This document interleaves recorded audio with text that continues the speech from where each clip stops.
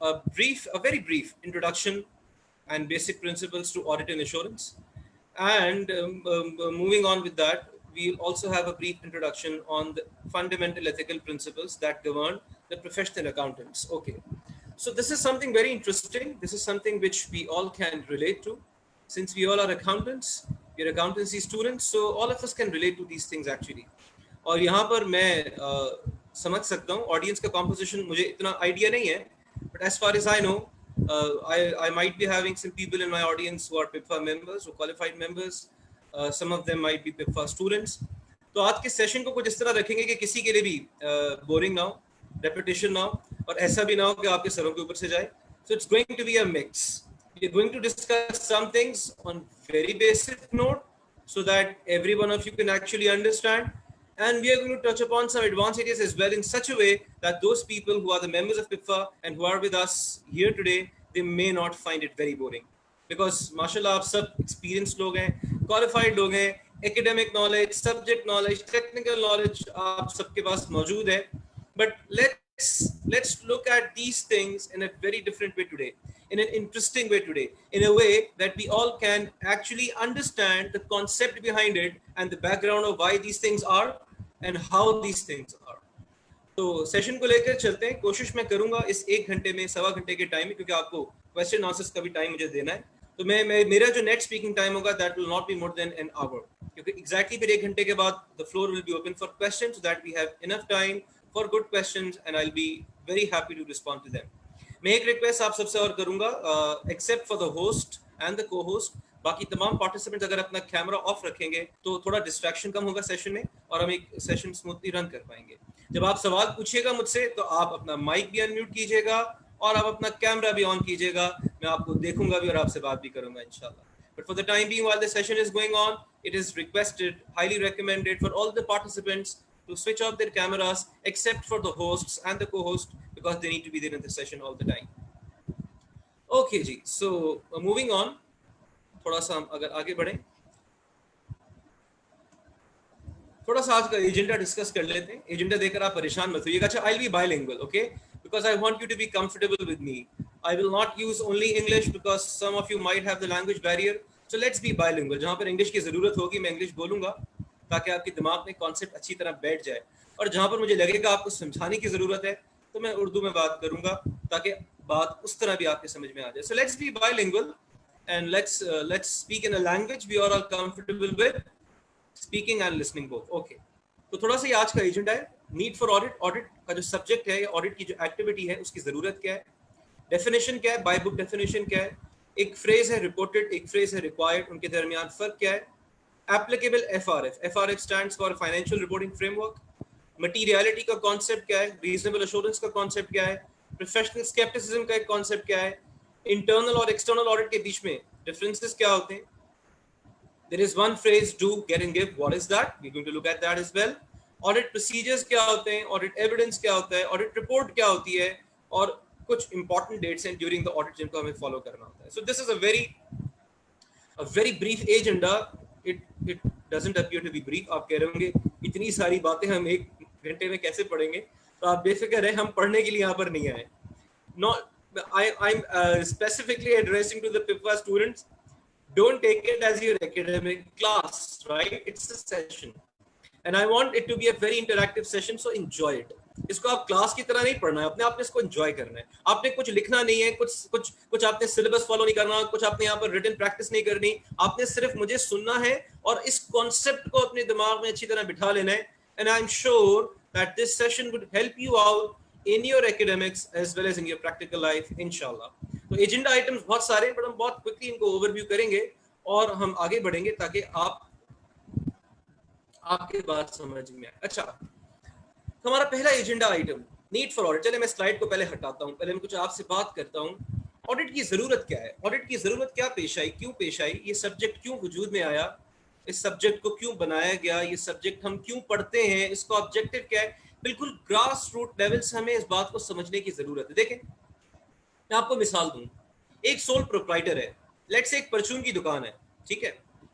उसका एक ही ओनर है जिसको हम कहते हैं सोल प्रोप्राइटर. आप सब इस कॉन्सेप्ट से वाकिफ हैं. वो हर रोज सुबह आता है, अपनी दुकान खोलता है और बैठ जाता है, चीजें बेचने लग जाता है. साथ साथ वो चीजें खरीद भी रहा होता है सप्लायर से, और उसी के साथ साथ कस्टमर्स को चीजें बेच भी रहा होता है। तो जो कस्टमर्स उससे चीजें खरीद रहे होते हैं वो उसको पैसे दे रहे होते हैं, वो एक ड्रॉर उसने बनाई होती है उसमें डाल रहा होता है, और जो सप्लायर से वो सामान खरीद रहा होता है उसी ड्रॉर में से वो पे भी कर रहा होता है। और जब दिन खत्म होता है तो उस ड्रॉर में उसके पास जो बचता है वो ये समझता है कि ये मेरा प्रॉफिट है, क्योंकि जो आया मैंने इसके अंदर डाला, जो गया वो इसी में से गया, जो बच गया वो मेरा प्रॉफिट है। तो वो प्रॉफिट अपनी दिहाड़ी समझकर अपने जेब में डालता है और अपने घर चलता बनता है। उसको किसी को जवाब दे नहीं होना, उससे कोई ये नहीं पूछता कि भाई आपने कितना कमाया, उससे ये कोई नहीं पूछता कि आपने कैसे कमाया, क्या आप इससे बेहतर कमा सकते हैं या नहीं, क्योंकि वो सोल प्रोप्राइटर है, वो अपने उस बिजनेस का, उस छोटे मोटे बिजनेस का खुद ही ओनर है, खुद ही मैनेजर है, बिजनेस भी उसका है, चलाता भी वो खुद है। तो फिर उससे किसी की सवाल करने की कोई हिम्मत नहीं होगी। और उससे अगर कोई सवाल करता भी है, फॉर एग्जाम्पल मैं जाता हूँ और उससे सवाल करता हूँ कि भाई जरा आप मुझे बताइए कि आप कितना कमाते हैं, और आप मुझे बताइए कि आप अपनी दुकान अच्छे से चला रहे हैं या नहीं। So you know what would he respond, he would say भाई आप कौन होते हैं मुझसे पूछने वाले, मेरा बिजनेस है, मैं ओन करता हूं और मैं ही इसको चलाता हूं, जब चीज भी मेरी है और चलाता भी मैं हूं तो मैं किसी को भी जवाबदेह नहीं हूं, मुझे किसी के सामने अकाउंटेबल नहीं होना। अगर मैं अच्छी तरह चलाता हूं तो मेरा फायदा है, बुरी तरह चलाता हूं तो मेरा नुकसान है, आप जाके अपने काम से काम रखिए। बात बिल्कुल ठीक है। तो सोल प्रोप्राइटरशिप में तो कोई प्रॉब्लम नहीं थी, क्योंकि प्रॉब्लम क्यों नहीं थी, प्रॉब्लम का रीजन हमें समझना है। प्रॉब्लम क्यों नहीं थी, प्रॉब्लम इसलिए नहीं थी क्योंकि जो बिजनेस का ओनर है वही बिजनेस का मैनेजर भी है, जिसकी चीज है चलाता भी वही है, मुझे कोई फिक्र की बात नहीं है। लेकिन मसला कहाँ आता है, लिमिटेड लायबिलिटी कंपनीज में। मसला आता है उन कंपनीज में जहां पर ओनरशिप किसी और के हाथ में है, मैनेजमेंट किसी और के हाथ में है, चीज है किसी और की, चलाता कोई और है। ये बिल्कुल इसी तरह है कि आप अपनी गाड़ी किसी को चलाने को दें तो चीज तो आपकी है लेकिन चला कोई और रहा है। और जब आप किसी को अपनी गाड़ी चलाने को देते हैं और वो फिर आपको वापस आके आपकी गाड़ी वापस करता है तो आप एक चेक जरूर करते हैं, चाहे वो आपका कितना ही करीबी दोस्त क्यों ना हो, आप चेक जरूर करते हैं कि उसने गाड़ी में कोई खराबी तो पैदा नहीं करी, उसने गाड़ी कहीं मार तो नहीं दी, उसने गाड़ी को अच्छी तरह चलाया या नहीं चलाया। ये देखने की आपको जरूरत क्यों पड़ती है, ये देखने की आपको जरूरत इसलिए पड़ती है क्योंकि गाड़ी आपकी थी, चलाई किसी और ने है। अगर आप अपनी गाड़ी चलाएंगे तो चीज आपकी, आप अच्छी तरह चलाएंगे, लेकिन जिसने गाड़ी चलाई है, जिसको आपने गाड़ी चलाने को दी, चीज उसकी नहीं थी। तो that is where the concept comes up, जो आप पहली बुलेट में देख पाएंगे, separation of ownership and management. जहां पे ओनरशिप और मैनेजमेंट के बीच में खला आ जाए, जहां पे ओनरशिप और मैनेजमेंट सेपरेट हो जाए, जहां पे चीज किसी और की हो और चलाए कोई और। And this is the case of limited liability companies के कंपनी तो ओनर्स की होती है, मतलब शेयर होल्डर्स की होती है, लेकिन शेयर होल्डर्स उस कंपनी को चलाते नहीं है, वो उस कंपनी को चलाने के लिए कुछ लोग हायर करते हैं कि जो उस कंपनी को चलाने के एक्सपर्ट होते हैं, और वो जो लोग हायर करते हैं उनको कहा जाता है मैनेजमेंट। तो अब शेयर होल्डर्स ने अपनी चीज यानी अपनी कंपनी जिसको वो ओन करते हैं, शेयर होल्डर्स ने वो सौंप दी किसी और के हाथ में जिसको हम कहते हैं मैनेजमेंट। चीज शेयर होल्डर्स की है, कंपनी शेयर होल्डर्स की है, ओनर्स शेयर होल्डर्स हैं, लेकिन उसको चला कोई और रहा है, उसको चलाने वाले लोग मैनेजमेंट हैं। तो जब ओनरशिप और मैनेजमेंट सेपरेट होगी तो फिर जरूरत पड़ेगी एक तीसरी पार्टी की, जरूरत पड़ेगी एक ऐसे शख्स की जो कहलाता है ऑडिटर, और जो किसका एजेंट होता है, जो बेसिकली एजेंट होता है शेयर होल्डर्स का। यानी शेयर होल्डर्स कहते हैं यार हमारी कंपनी थी, हमने चलाने के लिए मैनेजमेंट को अपॉइंट किया, अब मैनेजमेंट इस कंपनी को हमारे लिए चलाए और अच्छी तरह चलाए, हमारे इंटरेस्ट में चलाए, इसके लिए क्या जरूरी है कि हम एक और बंदा हायर करें जो हमारी मैनेजमेंट पर नजर रखे। यानी basically first of all share holders ने अपनी कंपनी को मैनेजमेंट के हाथों में सौंपा और उनसे कहा कि आप हमारे बिहाफ पर हमारी कंपनी को चलाइए, बहुत सारे पैसे कमाइए, और उसमें से कंपनी के खर्चे निकालने के बाद जो प्रॉफिट बच जाए वो हमारे दरमियान डिस्ट्रीब्यूट कर दीजिए in the form of dividends, या प्रॉफिट का वो हिस्सा जो आपने अपने एकेडमिक्स में पढ़ा है। तो अब शेयर होल्डर्स ने अपनी कंपनी किसी और के हाथों में सौंप तो दी, लेकिन दिमाग में शक है, शुबा है, डाउट है कि यार ये लोग कंपनी को, मेरी कंपनी को अच्छी तरह चलाएंगे या नहीं, ये मेरे इंटरेस्ट में चलाएंगे या नहीं, ऐसा तो नहीं कि अपने इंटरेस्ट के लिए काम करेंगे, मेरे इंटरेस्ट के लिए काम नहीं करेंगे। तो अपनी उस मैनेजमेंट पर नजर रखने के लिए, उनके काम पर नजर रखने के लिए शेयर होल्डर्स ने एक और शख्स अपॉइंट किया, इसको कहा जाता है ऑडिटर्स। तब शेयर होल्डर्स ऑडिटर से कहते हैं कि आप मेरे बिहाफ पर मेरी कंपनी में जाइए और मेरी मैनेजमेंट के काम को इवैल्यूएट करें और फिर मुझे वापस आकर बताइए कि सब ठीक है या नहीं है और मेरी कंपनी सही से चलाई जा रही है या नहीं। सो बेसिकली ऑडिट है क्या, या अश्योरेंस। ऑडिट के लिए एक बेहतर वर्ड हम यूज करते हैं अश्योरेंस। ऑडिट और अश्योरेंस के वर्ड्स फिलहाल आपके लिए मैं इतना ही कहूंगा कि इंटरचेंजेबली यूज होते हैं। आप ऑडिट कहें, अश्योरेंस कहें, एक ही बात है। It's basically a 3 party relationship, 3 parties के दरमियान रिलेशनशिप होती है।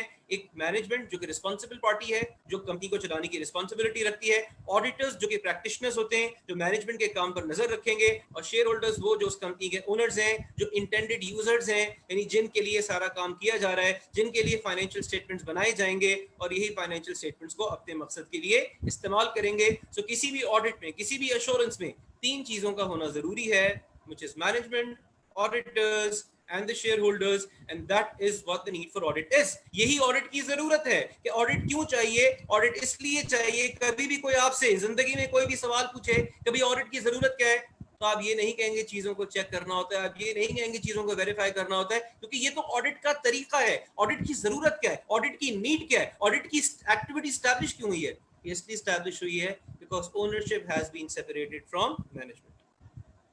ये बुक की डेफिनेशन है जो हमें पढ़ाई जाती है, जो हम पढ़ाते हैं। इट definition of audit क्या है? It's an independent examination of financial statements to give an opinion whether the financial statements give a true and fair view or the financial statements are free from material misstatement। अब ये definition आपको याद करने की जरूरत नहीं है, पहले से याद है तो बहुत अच्छी बात है। आप चाहें तो इसका स्क्रीनशॉट ले सकते हैं, तस्वीर खींच सकते हैं, बाद में आप इसको याद कर लीजिएगा। लेकिन इस वक्त हमें इसको समझना है, हमें इसके कॉन्सेप्ट को समझना है, अपने दिमाग के कॉन्सेप्ट को बिल्कुल आपने क्लियर करना है। बाकी सारे आपके मराहिल बहुत आसानी के साथ तय होते चले जाएंगे। सो ऑडिट क्या है? एग्जामिनेशन है। ऑडिट क्या है? एग्जामिनेशन है। किस चीज का? फाइनेंशियल स्टेटमेंट्स का। फाइनेंशियल स्टेटमेंट्स कौन बनाता है? फाइनेंशियल स्टेटमेंट्स बनाएगी मैनेजमेंट। किसके लिए बनाएगी? शेयर होल्डर्स के लिए। जब शेयर होल्डर्स ने अपनी कंपनी को मैनेजमेंट के हाथों में सौंप दिया कि आप इसको चलाइए, तो फिर साल के आखिर में शेयर होल्डर्स उसी मैनेजमेंट से ये एक्सपेक्ट करेंगे कि आप पूरे साल का हिसाब किताब हमें प्रोवाइड करें, पूरे साल का हिसाब किताब हमें प्रोवाइड करें।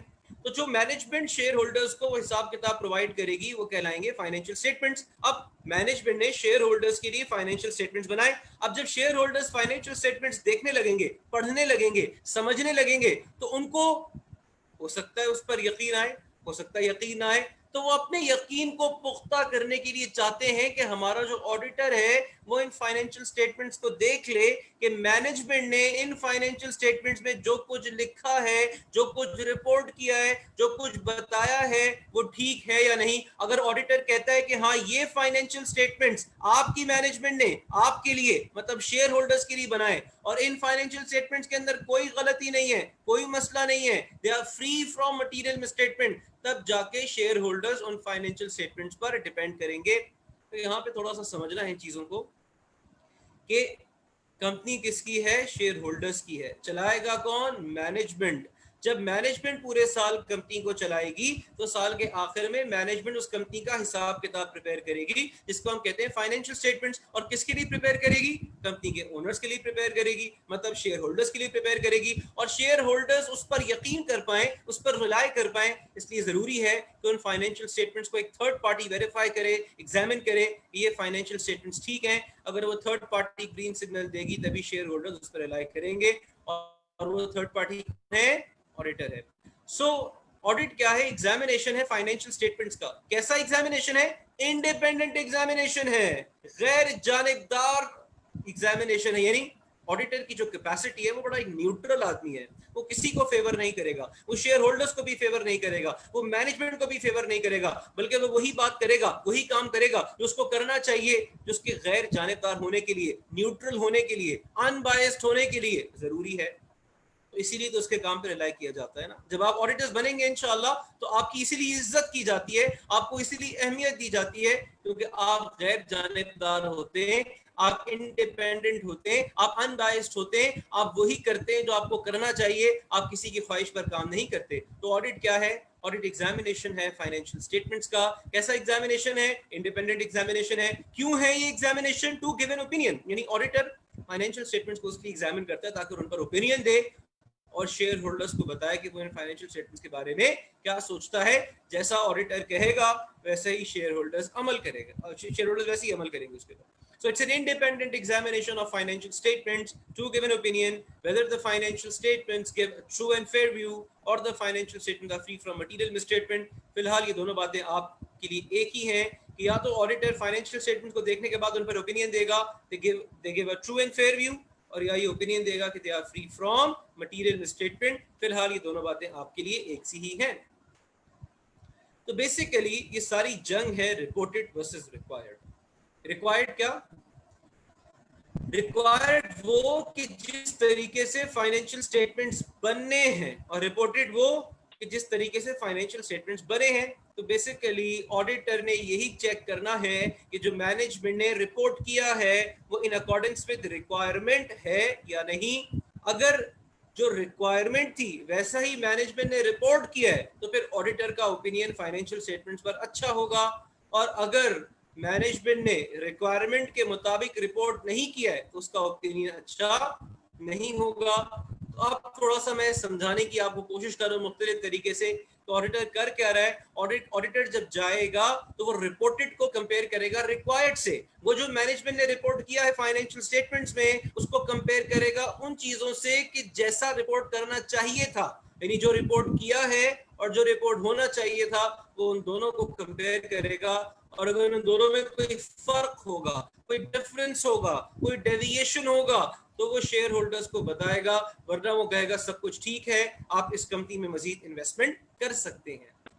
तो रिक्वायरमेंट हमें कौन बताता है? Who tells us the requirement, यानी ये कौन बताता है कि फाइनेंशियल स्टेटमेंट्स किस तरह बनेंगे? ये रिक्वायरमेंट हमें बताते हैं international standards on international accounting standards, international financial reporting standards. आपका अपना लोकल लॉ, यानी हर कंट्री के अंदर एक वर्ड मैं इस्तेमाल करने लगा हूं जो कि आगे मैं इसको एक्सप्लेन भी करूंगा। एक वर्ड होता है एप्लीकेबल फाइनेंशियल रिपोर्टिंग फ्रेमवर्क। हर कंट्री का उसकी अपनी जुरिस्डिक्शन में एक एप्लीकेबल फाइनेंशियल रिपोर्टिंग फ्रेमवर्क होता है। मतलब ये वो फ्रेमवर्क होता है जिसके तहत फाइनेंशियल स्टेटमेंट्स बनाए जाते हैं, यानी ये वो फ्रेमवर्क होता है जो बताता है कि इस कंट्री की जुरिस्डिक्शन में फाइनेंशियल स्टेटमेंट्स कैसे बनेंगे। वो रिक्वायरमेंट है, और वो रिक्वायरमेंट हमें मिलती है internationally from international accounting standards and international financial reporting standards. तो रिक्वायरमेंट तो वो है जो स्टैंडर्ड्स ने कहा, रिपोर्टेड वो है जो मैनेजमेंट ने फाइनेंशियल स्टेटमेंट्स में लिखा। सो बेसिकली ऑडिटर का काम क्या हो गया कि वो फाइनेंशियल स्टेटमेंट्स को कंपेयर करेगा इंटरनेशनल स्टैंडर्ड से और फाइंड आउट करेगा कि इनके दरमियान कोई डेविएशन है या नहीं है। इन दोनों के डिफरेंस को कहते हैं मिस स्टेटमेंट। यानी अगर reported is not in accordance with required तो फिर जब डिफरेंस निकलता है उस डिफरेंस को कहा जाता है मिस स्टेटमेंट। मतलब फाइनेंशियल स्टेटमेंट्स के अंदर गलती है। गलती से मतलब these financial statements are not reported in accordance with the requirement. तो अगर हम देखें थोड़ा सा इसको और ड्रिल डाउन करें तो auditor is there to find out the misstatements in the financial statements. ठीक है। और ऑडिट करने का तरीका कौन बताएगा? ऑडिट कर किस तरह किया जाएगा, ऑडिट में किस तरह से आप चीजें परफॉर्म करेंगे, किस तरह वेरीफाई करेंगे, ये हमें दूसरे स्टैंडर्ड्स बताते हैं जो कहलाते हैं इंटरनेशनल स्टैंडर्ड्स ऑन ऑडिटिंग, आईजास इनको हम कहते हैं। तो आप आसानी के लिए आपको सिर्फ समझा दूं, इतना इसको कॉम्प्लिकेट करने की जरूरत नहीं है आपको। जो इंटरनेशनल अकाउंटिंग स्टैंडर्ड्स होते हैं या इंटरनेशनल फाइनेंशियल रिपोर्टिंग स्टैंडर्ड्स होते हैं वो आपको बताते हैं कि फाइनेंशियल स्टेटमेंट्स किस तरह बनेंगे। और जो इंटरनेशनल स्टैंडर्ड्स ऑन ऑडिटिंग होते हैं जिनको हम शॉर्ट फॉर्म में आईजास कहते हैं, जैसा कि आप स्क्रीन पे देख पा रहे हैं, ये हमें बताते हैं कि ऑडिट किस तरह किया जाए, ऑडिट किस तरह किया जाए, किस तरह वेरिफिकेशन की जाए, किस तरह चेकिंग की जाए, किस तरह एग्जामिनेशन कंडक्ट किया जाए। ओके, तो अब एप्लीकेबल फाइनेंशियल रिपोर्टिंग फ्रेमवर्क मैं आपको बता चुका हूं, थोड़ा सा इसको और डिस्कस कर लेते हैं। What is an applicable financial reporting framework? It is basically a set of rules and regulations which govern the preparation of financial statements. और हमारे यहाँ पाकिस्तान में ये जो एप्लीकेबल फाइनेंशियल रिपोर्टिंग फ्रेमवर्क है, it consist of our local law which is Companies Act 2017 and international standards which is IFRS and IAS, यानी इन दोनों चीजों से मिलकर लोकल लॉ और इंटरनेशनल स्टैंडर्ड से मिलकर हमारा रिपोर्टिंग फ्रेमवर्क बना है, जिसके तहत हमें फाइनेंशियल स्टेटमेंट्स प्रिपेयर करने होते हैं और फिर ऑडिटर उसी फ्रेमवर्क के तहत फाइनेंशियल स्टेटमेंट्स को ऑडिट करेगा और देखेगा कि ये फाइनेंशियल स्टेटमेंट्स रिक्वायरमेंट को पूरा करते हैं या नहीं करते। चलिए, आई थिंक मैं रुक कर 2 मिनट के लिए आपसे कोई सवाल अगर आपका है तो हम 1-2 सवाल ले लेते हैं। Not a lot of questions because it might waste a lot of time at this point of time, क्योंकि आपके दिमाग में देखें बहुत सारे अगर सवाल होंगे ना तो वो खुद ब खुद क्लैरिफाई होते रहेंगे as I move on। लेकिन इस point of time पे if we can have 1 or 2 questions, you may raise your hand if you have a question, and if you choose not to ask questions at this point of time, it's perfectly all right। हम आगे बढ़ते हैं और फिर आप question answer session में questions पूछिएगा। So anyone with any question specifically? Okay, Jawad Sheikh, yes, proceed। Can you unmute yourself or do I have to do it for you? अस्सलाम वालेकुम। मेरा क्वेश्चन ये है कि पब्लिक सेक्टर के अंदर जो है वो हम ऑडिट करते हैं तो उसमें जो है ऑनर जो है वो कौन होता है और उसको हम मतलब ये कि पिफा जो है पब्लिक सेक्टर में ऑडिट करती है तो किस तरह से जो है ना हम उसको देखेंगे ऑनर के पर्सपेक्टिव से। Great, okay, thank you जवाब। A good question brother, because क्योंकि आप सारे लोग पिफा से बिलोंग करते हैं, आप पिफा के स्टूडेंट्स हैं और आप पिफा के मेंबर्स हैं, आप में से कुछ लोग। So PIFA is basically public finance, public accounting, public sector organisation, यानी आपका ताल्लुक ज्यादातर पब्लिक सेक्टर से है, गवर्नमेंट बॉडीज से है। तो अगर एक गवर्नमेंट एंटिटी है जिसका आप ऑडिट करते हैं या गवर्नमेंट डिपार्टमेंट जिसका आप ऑडिट कर रहे हैं, तो उसका स्टेक किसके पास है? उसका स्टेक गवर्नमेंट के पास है। यानी basically you are going to report to the government on the scope of the work that is given by them to the people who are managing their entities। ठीक है, तो वहां पे ओनर्स, क्योंकि owners रहेंगे तो शेयर होल्डर्स ही, लेकिन एक पब्लिक सेक्टर एंटिटी है तो उसके जो ओनर्स हैं they are the government primarily, so you reporting to them, they become your intended users। ठीक है, I hope I have answered your question जवाब। Okay, anything else that anyone would want to ask? फिर हम आगे बढ़ते हैं और चीज़ों को देखते हैं। तो बहुत सारी चीज़ें आपको भी क्लैरिफाई हो जाएंगी, बिकॉज मेरे पास वक्त कम है, मुकाबला सख्त है, there are a lot of things to discuss। और हम ये भी कर सकते हैं कि अगर इस सेशन में हम चीज़ें पूरी नहीं कर पाए, so maybe we'll have another session for you as well in future। Okay, फिर आता है कॉन्सेप्ट ऑफ मटीरियलिटी। अब हमने कहा, देखें ऑडिटर क्या ढूंढने जाता है, यानी मैं अगर आपसे बिल्कुल सिंपल सवाल करूं, ऑडिटर फाइनेंशियल स्टेटमेंट्स पे क्या ढूंढ रहा है? ऑडिटर फाइनेंशियल स्टेटमेंट्स के अंदर मिस स्टेटमेंट्स ढूंढ रहा है। मतलब वो ये देख रहा है कि कहां पर फाइनेंशियल स्टेटमेंट्स रिक्वायरमेंट को पूरा नहीं कर रहे। वो ये देख रहा है कि कहां पर financial statements international accounting standards को पूरा नहीं कर रहे। जहां पर फाइनेंशियल स्टेटमेंट्स इंटरनेशनल स्टैंडर्ड्स को पूरा नहीं करते, रिक्वायरमेंट को पूरा नहीं करते, वहां पर क्या होती है? वहां पर होती है मिस स्टेटमेंट। ठीक है, अब क्या ऑडिटर हर छोटी छोटी मिस स्टेटमेंट को देखेगा? Okay, please mute your mics, thank you. Okay, so I have muted all of you. आप सबके पास अपने आप को अनम्यूट करने का इख्तियार मौजूद है। I have given you the right, लेकिन उस इख्तियार को उसी वक्त यूज कीजिएगा जब आपको सवाल पूछना और मैं आपका नाम कॉल आउट करूँ, आप अपने आप को अनम्यूट कीजिएगा। कोशिश कीजिए कि अपने आप को आप म्यूट रखें unless there is an emergency. Okay, तो जब ऑडिटर ऑडिट करता है तो वो छोटी छोटी गलतियों को नहीं देखता, क्योंकि उसके पास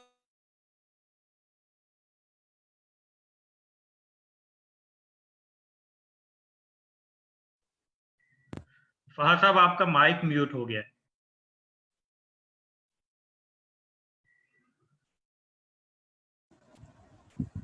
वो एक्चुअली होस्ट ने सबको म्यूट किया था तो उसने मुझे भी म्यूट कर दिया। ठीक है, तो इट्स ऑल राइट, चलें कोई बात नहीं। प्लीज आप सब अपने आप को म्यूट रखिएगा ताकि पार्टिसिपेंट्स की तरफ से कोई डिस्टर्बेंस ना आए और आपको बोलने का पूरा मौका दिया जाएगा, बेफिक्र रहिए। ओके ओके, जाहिद साहब मेरी आवाज क्लियर आ रही? कोई डिस्टॉर्शन तो नहीं है किसी किस्म का? जी क्लियर है। ओके, चलिए मूविंग ऑन। तो हम कॉन्सेप्ट ऑफ मटीरियलिटी लेकर आते हैं, और मटीरियलिटी का कॉन्सेप्ट क्या है? एनी ओमिशन और misstatement which is expected to influence the economic decision of the users taken on the basis of financial statements। मतलब मैं इसको उर्दू में ट्रांसलेट करता हूं आपके लिए आसान ज़बान में, यानी हर वो चीज, गौर से सुनिएगा मेरी बात को, हर वो चीज जिसके होने या ना होने या गलत या सही होने से अगर यूजर के डिसीजन पे फर्क पड़ेगा, वो मटीरियल है। यूजर्स कौन है? शेयर होल्डर्स हैं। किस चीज को यूज करते हैं? फाइनेंशियल स्टेटमेंट्स को यूज करते हैं। जब साल के आखिर में मैनेजमेंट फाइनेंशियल स्टेटमेंट्स बनाकर देती है शेयर होल्डर्स को, तो शेयर होल्डर्स फाइनेंशियल स्टेटमेंट्स को स्टडी करते हैं और उनको यूज करते हैं। यूज कैसे करते हैं कि वो उन फाइनेंशियल स्टेटमेंट्स की बेस पर डिसीजन मेकिंग करते हैं कि आया हमने इस कंपनी के अंदर मजीद इन्वेस्टमेंट करनी है या जो इन्वेस्ट किया हुआ है वो भी बाहर निकाल लेना है।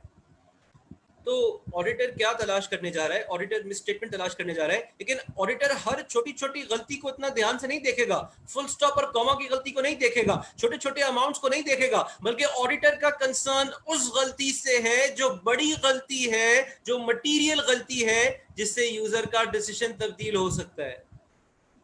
बड़ा पुराना केस है मैकडॉनल्ड्स इंडिया। मैकडॉनल्ड्स इंडिया ने अपने कस्टमर्स को नॉन वेजिटेरियन खिला दिया, जो कि रिलीजियसली उनके लिए ठीक नहीं है। जब कुछ कस्टमर्स को पता चला तो उन कस्टमर्स ने मैकडॉनल्ड्स इंडिया पर केस फाइल कर दिया। वो केस कोर्ट में लड़ा गया, जो कि मैकडॉनल्ड्स हार गया, और उस केस के हारने की वजह से मैकडॉनल्ड्स इंडिया को एक फाइन, एक पेनल्टी पे करनी पड़ी, और उन्होंने उस पेनल्टी के अमाउंट को फाइनेंशियल स्टेटमेंट पे ज़ाहिर शो करना था क्योंकि वो उनका खर्चा था, लेकिन उन्होंने उसका नाम तब्दील कर दिया। उन्होंने पेनल्टी को किसी और नाम से लिख दिया, क्योंकि बहरहाल डबल एंट्री तो पूरी करनी थी, डेबिट क्रेडिट तो पूरा करना था, खर्चा तो दिखाना था, लेकिन खर्चे का नाम तब्दील कर दिया क्योंकि उनको पता था कि जब ये फाइनेंशियल स्टेटमेंट्स उनके शेयर होल्डर्स तक पहुंचेंगे और शेयर होल्डर्स पेनल्टी देखेंगे और पेनल्टी का रीजन पढ़ेंगे, तो बहुत सारे शेयर होल्डर्स अपने रिलीजियस बिलीफ की वजह से इस कंपनी से अपनी इन्वेस्टमेंट को विथड्रॉ कर लेंगे। यानी ये फाइनेंशियल स्टेटमेंट्स के अंदर एक ऐसी मिसस्टेटमेंट थी जिससे यूजर का डिसीजन तब्दील होने के चांसेस मौजूद थे। तो ऐसी मिसस्टेटमेंट को हम कहते हैं मटेरियल मिसस्टेटमेंट, कि अगर कोई बहुत बड़े अमाउंट की मिसस्टेटमेंट है तो भी उससे यूजर का डिसीजन तब्दील होगा, और अगर कोई बड़े अमाउंट की मिसस्टेटमेंट नहीं है लेकिन कोई ऐसी मिसस्टेटमेंट है, जैसे कि मैंने भी आपको एग्जांपल दी मैकडॉनल्ड्स की, कि जिससे यूजर का डिसीजन चेंज होगा, तो वो हमारे लिए कहलाती है मटेरियल मिसस्टेटमेंट। यानी मटेरियल मिसस्टेटमेंट वो है कि जिसकी वजह से यूजर का डिसीजन तब्दील हो जाए, और ऑडिटर ने यही ओपिनियन देना है कि financial statements are free from material misstatement. Auditor ने ये नहीं कहना कि financial statements are free from misstatements. Auditor ये नहीं कहेगा कि इन फाइनेंशियल स्टेटमेंट्स में एक नुक्ते की भी गलती नहीं है, बल्कि ऑडिटर ये जरूर कहता है कि इन फाइनेंशियल स्टेटमेंट्स में कोई ऐसी गलती नहीं है, कोई ऐसी गड़बड़ नहीं है, कोई ऐसी ओमिशन नहीं है, कोई ऐसी मिसस्टेटमेंट नहीं है जिससे यूजर्स का, मतलब शेयर होल्डर्स का डिसीजन तब्दील हो जाए। इसी कॉन्सेप्ट को हमें बताया गया कि ये कॉन्सेप्ट कहलाता है concept of reasonable assurance. Assurance मतलब ऑडिटर फाइनेंशियल स्टेटमेंट्स पर अश्योरेंस देता है, तो वो अश्योरेंस एब्सोल्यूट नहीं होती, वो 100% नहीं होती, वो गारंटी नहीं होती, बल्कि वो अश्योरेंस रीजनेबल अश्योरेंस होती है। और रीजनेबल अश्योरेंस का मतलब ये कि वो ये कहता है कि मैं छोटी छोटी गलतियों के लिए रिस्पॉन्सिबल नहीं हूं। हो सकता है जिन फाइनेंशियल स्टेटमेंट्स को मैंने ऑडिट किया है इस पे छोटी मोटी गलतियां मौजूद हो, छोटी मोटी ओमिशंस मौजूद हो, छोटी मोटी मिसस्टेटमेंट्स मौजूद हो, लेकिन मैं आपको एब्सोल्यूट अश्योरेंस तो नहीं दे सकता, बट आपको रीजनेबल अश्योरेंस जरूर दे सकता हूं कि हाँ मैंने इतना जरूर देख लिया है, इतना जरूर मैंने ठोक बजा लिया है कि इन फाइनेंशियल स्टेटमेंट्स पे कोई ऐसी गलती नहीं है, कोई ऐसी ओमिशन नहीं है, कोई ऐसी मिसस्टेटमेंट नहीं है जिससे आपका यानी यूजर्स का यानी शेयर होल्डर्स का डिसीजन तब्दील हो जाए। मतलब अगर वो इन्वेस्ट करना चाह रहे थे तो ना करें, और इन्वेस्ट कर चुके थे तो अपनी इन्वेस्टमेंट को विथड्रॉ कर लें। So the concept of reasonable assurance says that it is not an absolute assurance, it's a high level of assurance. And ये क्यों है? यानी अगर मैं आपसे पूछूं भाई reasonable assurance क्यों है, ऐसा क्यों है कि assurance absolute नहीं हो सकती, reasonable होती है, उसकी वजह, उसकी कुछ वजूहात हैं, और उसकी वजूहात हैं inherent limitations of audit. Audit is of a test nature, यानी मैं सैम्पल बेस पे काम करता हूँ, मैं सारी ट्रांजैक्शंस को नहीं देखता, मैं कुछ चीज़ों को देखता हूँ, तो इसलिए कुछ चीज़ें मुझसे रह जाती हैं। Auditors work is permeated by judgement, मतलब ऑडिटर के काम में जजमेंट की दीवार मौजूद है, तो लिहाजा जजमेंट गलत भी हो सकती है। And audit evidence is persuasive rather than being conclusive, और जो मुझे काम मिलता है, जो मुझे रिजल्ट्स मिलते हैं, वो मुझे एक हद तक कन्विंस तो करते हैं कि चीज़ें जैसी दिख रही हैं वैसे ही हैं, लेकिन कोई हतमी फैसला वो नहीं होता। जाहिर साहब मुझे लगता है आपके बहुत सारे लोग ज्वाइन करना चाहते हैं मीटिंग, बट शायद 100 से ऊपर लोग ज्वाइन नहीं कर सकते मीटिंग। एम आई राइट? क्योंकि 100 का नंबर क्रॉस नहीं हो रहा, और कुछ लोग निकल जाते हैं, कुछ लोग आ जाते हैं। क्या ऐसे ही हो रहा है? Okay, Anyways, I think it's going on live on Facebook as well. So those who are unable to join, आप उनको मैसेज कन्वे कर सकते हैं, तो फेसबुक पर इसको देख लें, बिकॉज जहाँ तक मुझे इस वक्त सिचुएशन नजर आ रही है, यहाँ पर 100 से ऊपर लोग मीटिंग ज्वाइन नहीं कर सकते. So that is why जब नए लोग ज्वाइन करते हैं तो पुरानों को निकलना पड़ जाता है. So they would feel demotivated. So you can access your Facebook page of PIFA, जहाँ पे आपको ये लाइव सेशन भी अवेलेबल हो जाएगा. Okay, moving on. फिर आता है कॉन्सेप्ट ऑफ प्रोफेशनल स्केप्टिसिज्म. यानी ऑडिटर के लिए जरूरी है कि वो प्रोफेशनल स्केप्टिसिज्म को मेंटेन करे.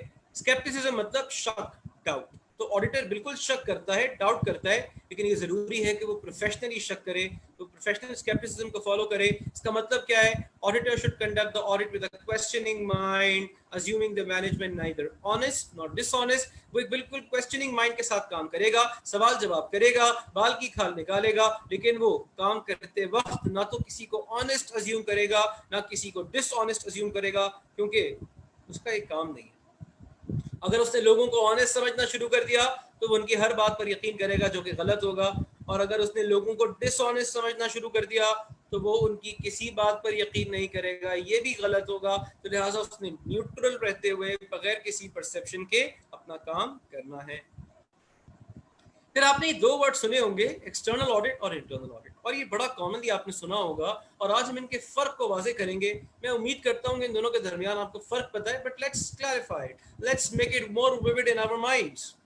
सो एक्सटर्नल और इंटरनल ऑडिट में फर्क क्या है? एक्सटर्नल ऑडिट वही ऑडिट है जिसकी हम अभी पिछले 15-20 मिनट से बात कर रहे हैं, कि जो शेयर होल्डर का रिप्रेजेंटेटिव है, जो शेयर होल्डर के बिहाफ पर कंपनी में आता है और कंपनी के मैनेजमेंट के काम को इवैल्यूएट करता है और फिर उन फाइनेंशियल स्टेटमेंट पर ओपिनियन देता है. ये एक्सटर्नल ऑडिटर है जो बाहर से आएगा. इंटरनल ऑडिटर कौन है?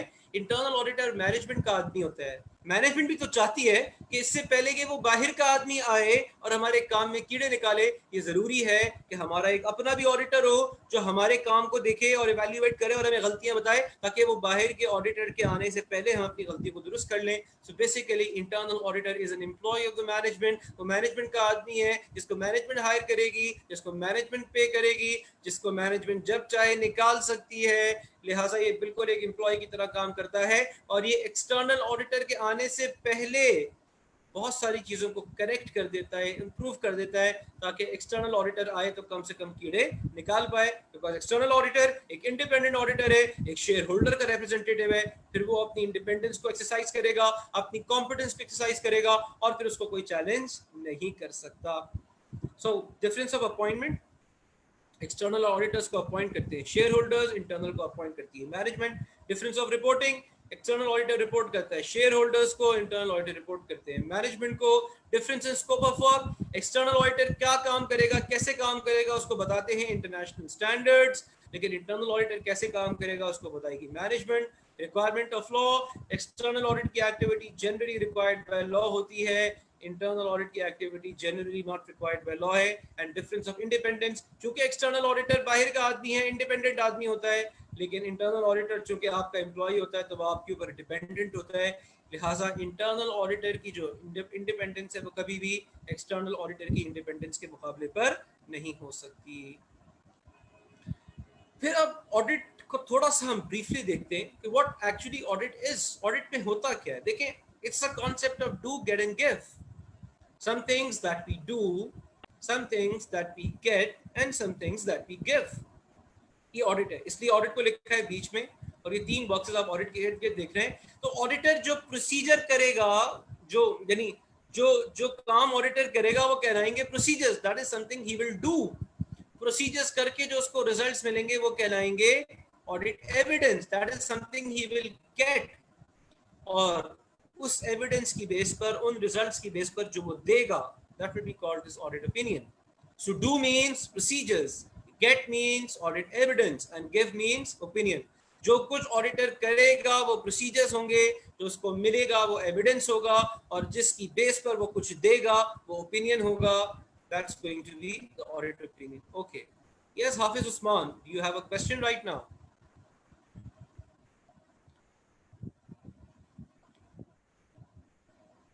Yes, Hafiz Usman, please proceed. Unmute yourself. Ask me your question. Can you unmute yourself?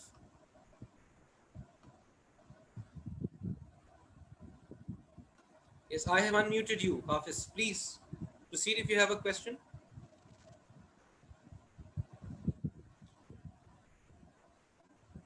Okay. Ramiz Raja, do you have a question, Ramiz Raja? Yeah, I have a question. Could you please brief me, because it's too early to ask this question. बस सिर्फ information की नीयत से मैं पूछना चाह रहा हूँ कि जो प्रोसीजर्स हैं वो एक्सटर्नल ऑडिट के तो हमें पता है कि क्या होते हैं, सब्सटेंटिव और टीओसीज.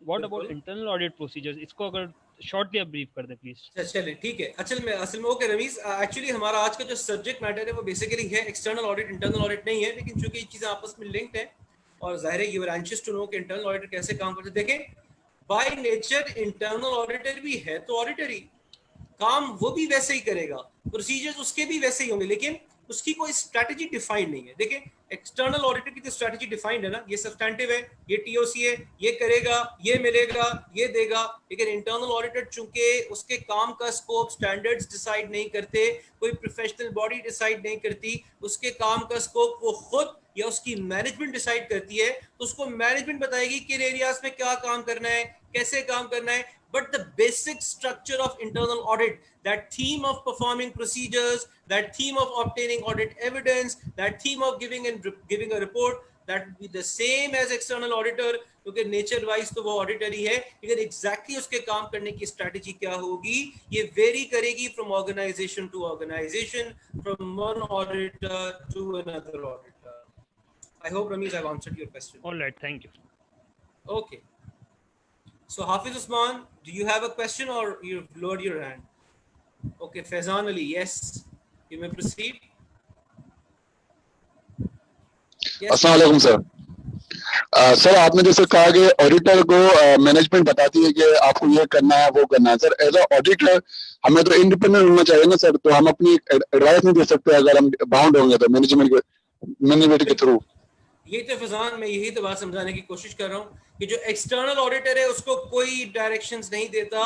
एक्सटर्नल ऑडिटर अपनी मर्जी से इंटरनेशनल स्टैंडर्ड्स के मुताबिक काम करता है, इसीलिए वो इंडिपेंडेंस के आला दर्जे पर फाइज है.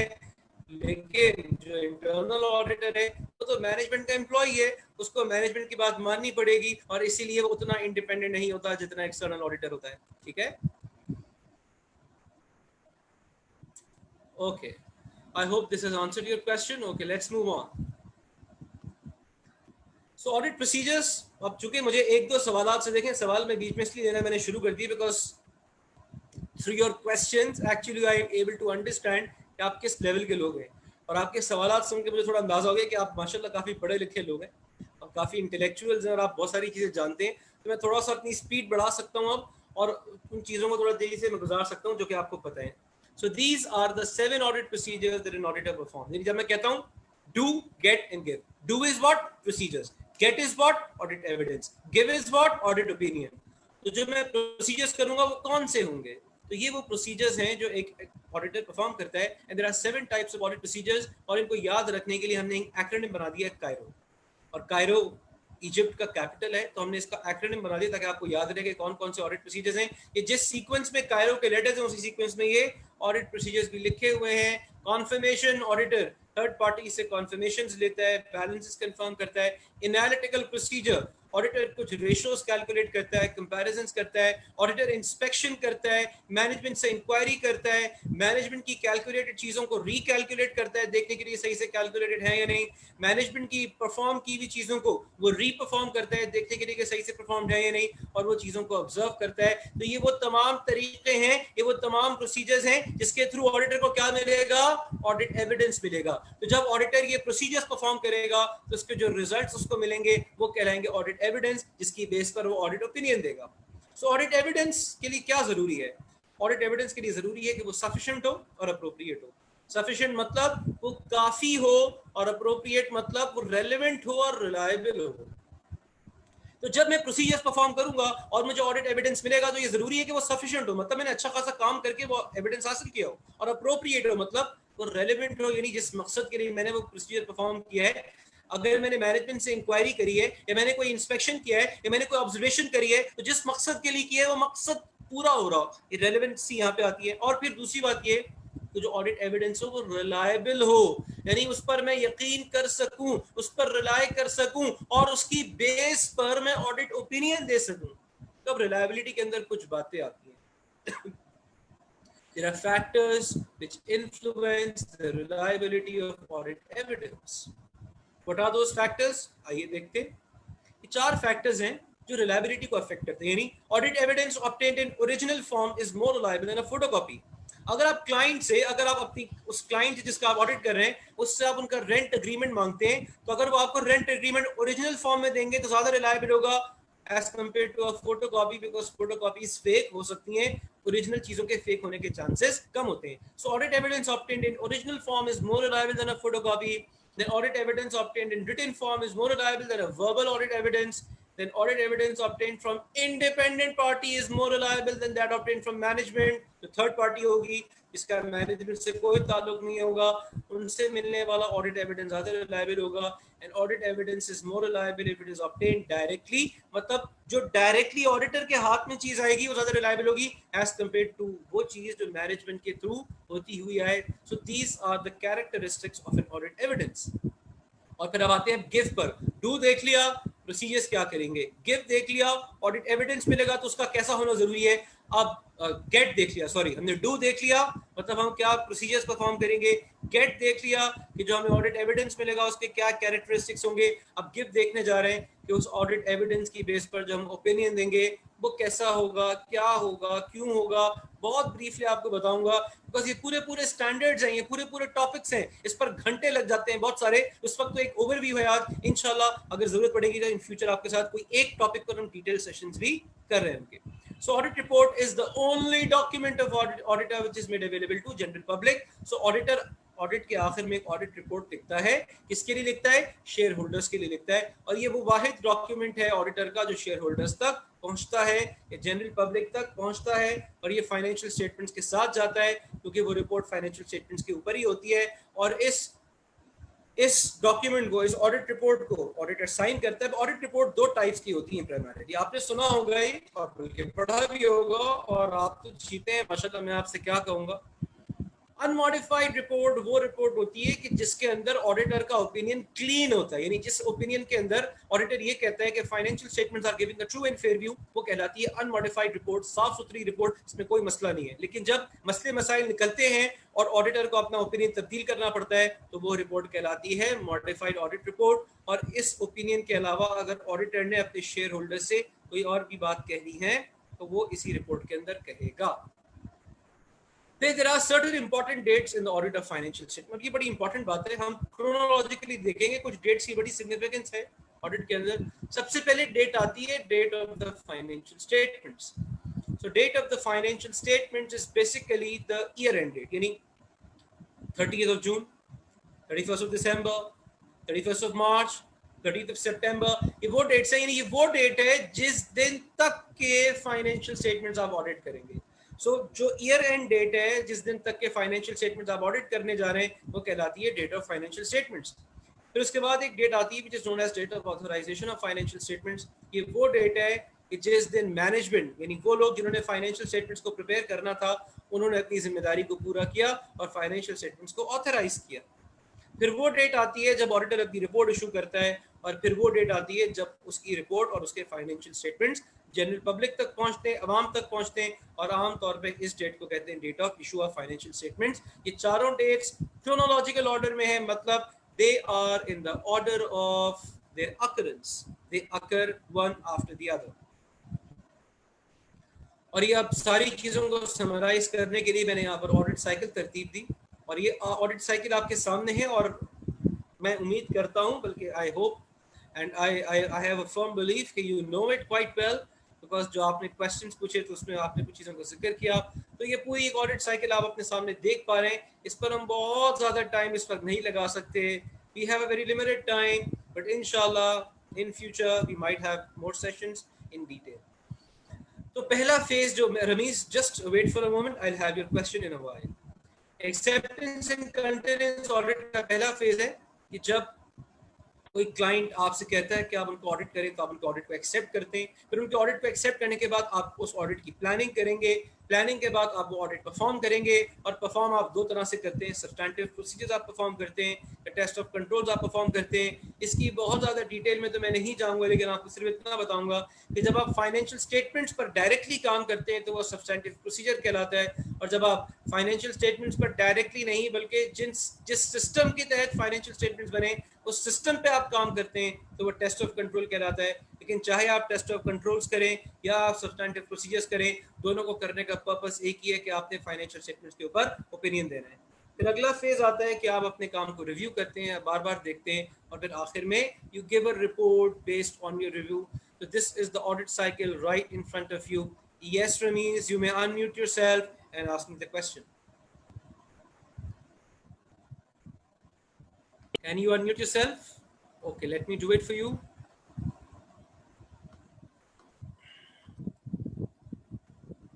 Okay, Ramiz, you may speak now. Sir, actually, I don't have a question, just have a suggestion. Sir, Okay. Bolo. Actually, I don't have a question, just a suggestion कि एक्चुअली मैं जिस organisation में काम कर रहा हूँ तो I am professionally qualified अल्हम्दुलिल्लाह, बट मैंने Okay. जिनको रिकमेंड किया ना they are little bit they don't have little bit know about ना, तो आई इट इज रिक्वेस्टेड कि आप थोड़ा सा और अगर इसको Okay. इजी करके, कि there are I guess 20-30% people are those who have recommended, तो वो उनको Okay. थोड़ा सा अंडरस्टैंडिंग में इजी हो जाएगी। तो Great, great. Okay, रमीज, वैसे मैंने पूरा अपना सेशन इसी तरह जी, से जी, जी। उसका फ्लो रखा है कि हमने बिल्कुल बेसिक्स पर बात की है, but there are certain areas obviously जिसके हम अगर डिटेल में जाएंगे तो शायद वो Sure, उन sure, बिगिनर्स के लिए भी थोड़ा सा मुश्किल हो जाएगा समझना। Sure, sure. तो मैं बहरहाल थोड़ा सा और इसको डिटेल में आपको बता देता हूँ। तो this is the audit cycle right in front of you, जिसके अंदर मैं इसको रिपीट कर देता हूँ थोड़ा सा और इलैबोरेट करके। तो those who are actually new and those who are the beginners, कि सबसे पहला फेज ऑडिट का ये होता है कि आप ऑडिट को एक्सेप्ट करते हैं। एक्सेप्ट करने के बाद आप डायरेक्टली काम नहीं करने लग जाते, बल्कि आप अपने काम को प्रॉपर्ली प्लान करते हैं, रिस्क असेसमेंट करते हैं कि फाइनेंशियल स्टेटमेंट्स के कौन कौन से एरियाज के अंदर रिस्क मौजूद है, कहां पर ज्यादा काम करना है, कहां पर कम काम करना है, कहां पर गलती होने के चांसेस ज्यादा हैं, और फिर उस प्लानिंग के मुताबिक आप अपने काम को परफॉर्म करते हैं।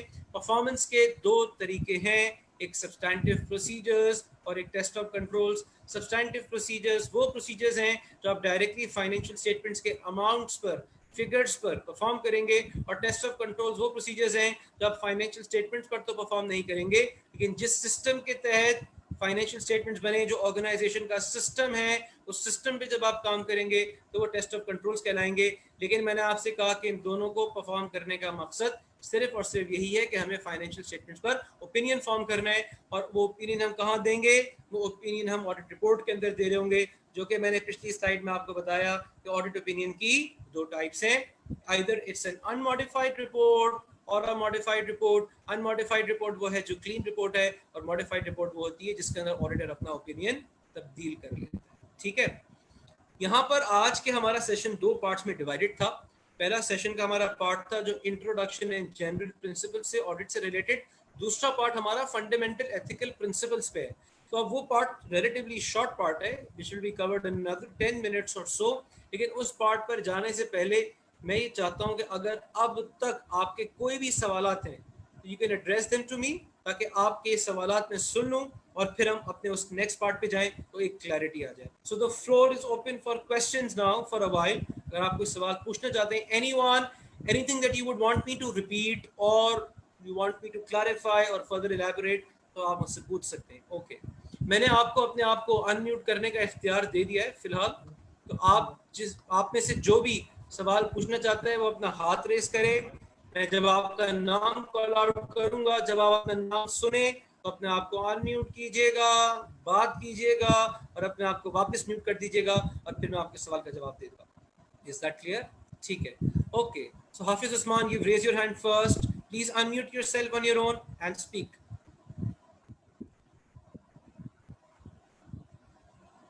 Yes Usman.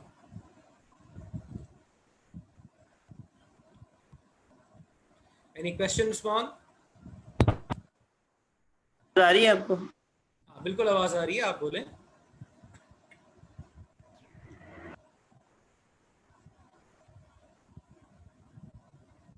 Okay, we have another one.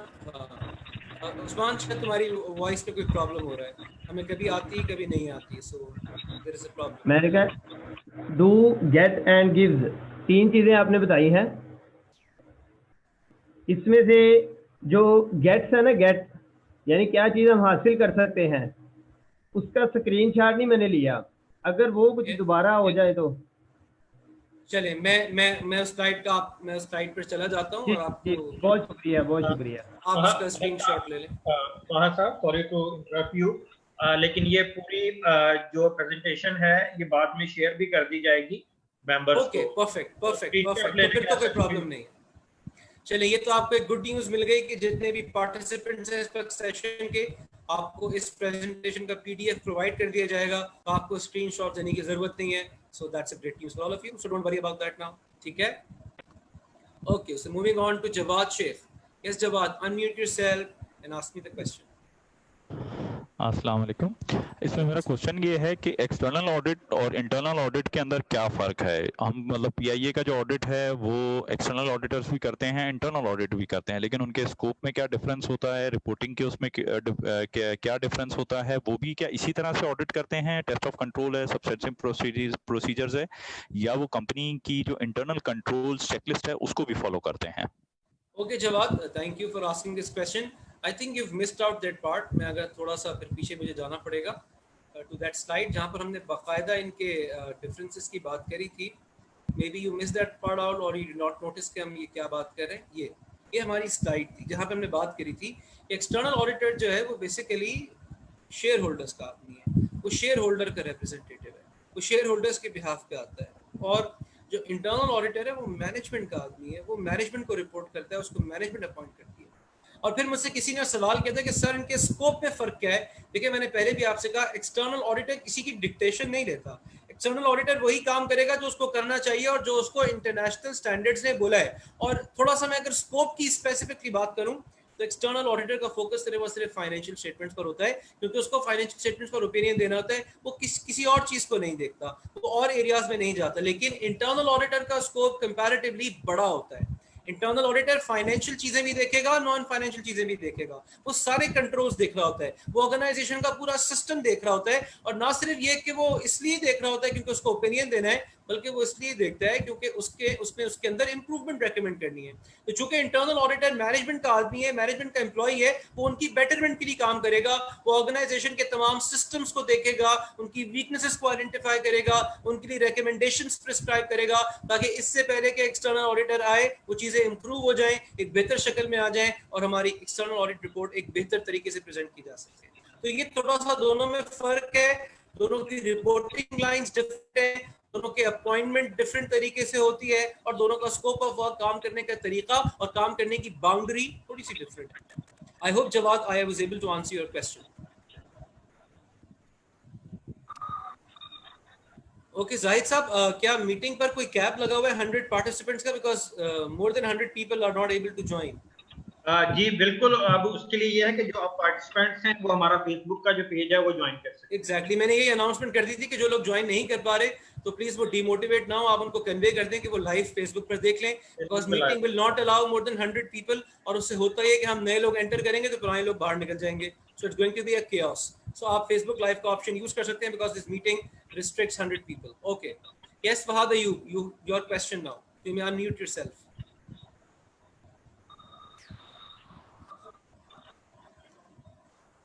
Fahad, are you there?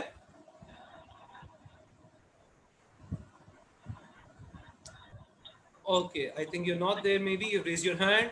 Hafiz Usman, yes. अर्ज ये है कि इंटरनल ऑडिट में हम एथिकली कौन कौन सी चीजें देख सकते हैं? एथिकली जरा थोड़ी सी तफसील से बता दें। सब कुछ देख सकते हैं आप।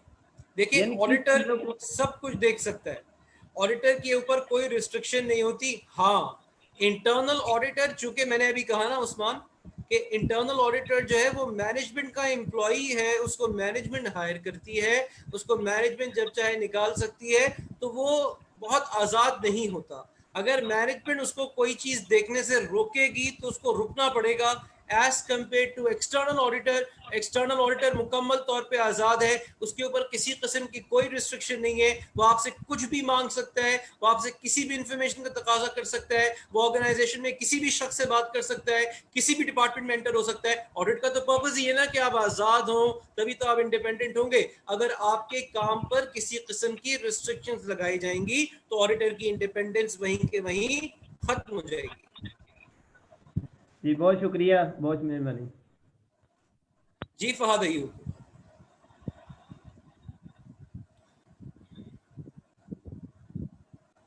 Okay, Jawad, you've raised your hand once again. Do you have another question? Yes, I have another question. Could you please elaborate further auditor independence and risk management? What is the procedure, how to do risk management? मैं बिल्कुल auditor की independence पर अभी आना है। हमारे session का दूसरा पार्ट ही वही है, फंडामेंटल एथिकल प्रिंसिपल्स। तो इंडिपेंडेंस तो मैं आपको वहां पर बताऊंगा बहुत डिटेल में, लेकिन हाँ, रिस्क मैनेजमेंट को अगर आप चाहते हैं मजीद इलैबोरेट करूं तो मैं उसको इलैबोरेट कर देता हूं। देखिए, risk management basically it's over here. वापस अपनी स्लाइड पर जाता हूं ताकि चीजें क्लैरिफाई हो जाए। ऑडिट साइकिल पे हम वापस आ जाते हैं। ऑडिट साइकिल का दूसरा फेज रिस्क असेसमेंट फेज, जहां पर हमने बात करी कि ऑडिटर काम करने से पहले रिस्क को असेस करेगा। देखें, इसकी मैं आपको आसान मिसाल इस तरह से दूं जवाब, I hope it goes across your mind. जब आप कोई भी पेपर देने जाते हैं ना, यानी बचपन से अब तक जब तक हमने कोई पेपर देने हम गए, खासतौर पे बोर्ड एग्जामिनेशन, तो हमारे टीचर्स हमें क्या कहते हैं कि भाई देखो 3 घंटे का पेपर है और 100 नंबर का पेपर है, और तुम ये करना कि जितने भी मार्क्स का क्वेश्चन हो ना उसको मल्टीप्लाई बाय 1.8 कर देना, तो तुम्हें पता चल जाएगा ये क्वेश्चन कितने टाइम में सॉल्व करना है।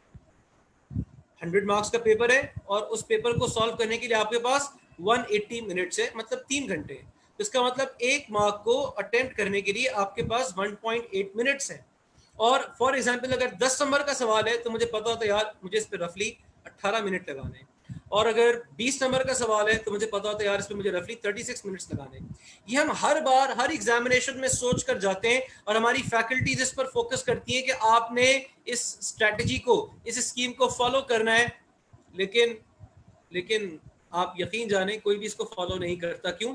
जब आप एग्जाम में पहुंचते हैं ना तो आप देखते हैं कि यार यहाँ तो कुछ क्वेश्चन मुझे आते हैं, कुछ क्वेश्चन मुझे नहीं आते, तो वहां पे आप रिस्क मैनेजमेंट को फॉलो करते हैं। कभी कभार ऐसा होता है कि 10 नंबर का सवाल जो मुश्किल होता है आप उस पर जरूरत से ज्यादा टाइम लगाते हैं, और 10 नंबर का सवाल वो जो आसान होता है आप उस पर जरूरत से कम टाइम लगाते हैं। यानी आप एग्जाम में बैठकर हर क्वेश्चन को टाइम उसके रिस्क के मुताबिक देते हैं। तो मैं इसको इस तरह से जब आप थोड़ा सा समराइज करूंगा फिर हम आगे बढ़ेंगे शॉर्ट ऑफ टाइम, के जहां रिस्क वहां काम, जैसा रिस्क वैसा काम, जितना रिस्क उतना काम। यानी ऑडिटर अंधेरे में तीर नहीं चलाएगा, वो अपने काम को शुरू करने से पहले फाइनेंशियल स्टेटमेंट्स के अंदर के रिस्क को असेस करेगा। जिन एरियाज के अंदर उसको ज्यादा रिस्क लगता है वो वहां पर काम ज्यादा भी करेगा, काम ज्यादा अच्छा भी करेगा, और जहां पर रिस्क उसको कम लगता है वो वहां पर काम कम करेगा, ताकि ओवरऑल उसका टाइम बचे, काम अच्छा भी हो, वक्त पर भी मुकम्मल हो, और वो अपना ओपिनियन सही वक्त पर दे पाए।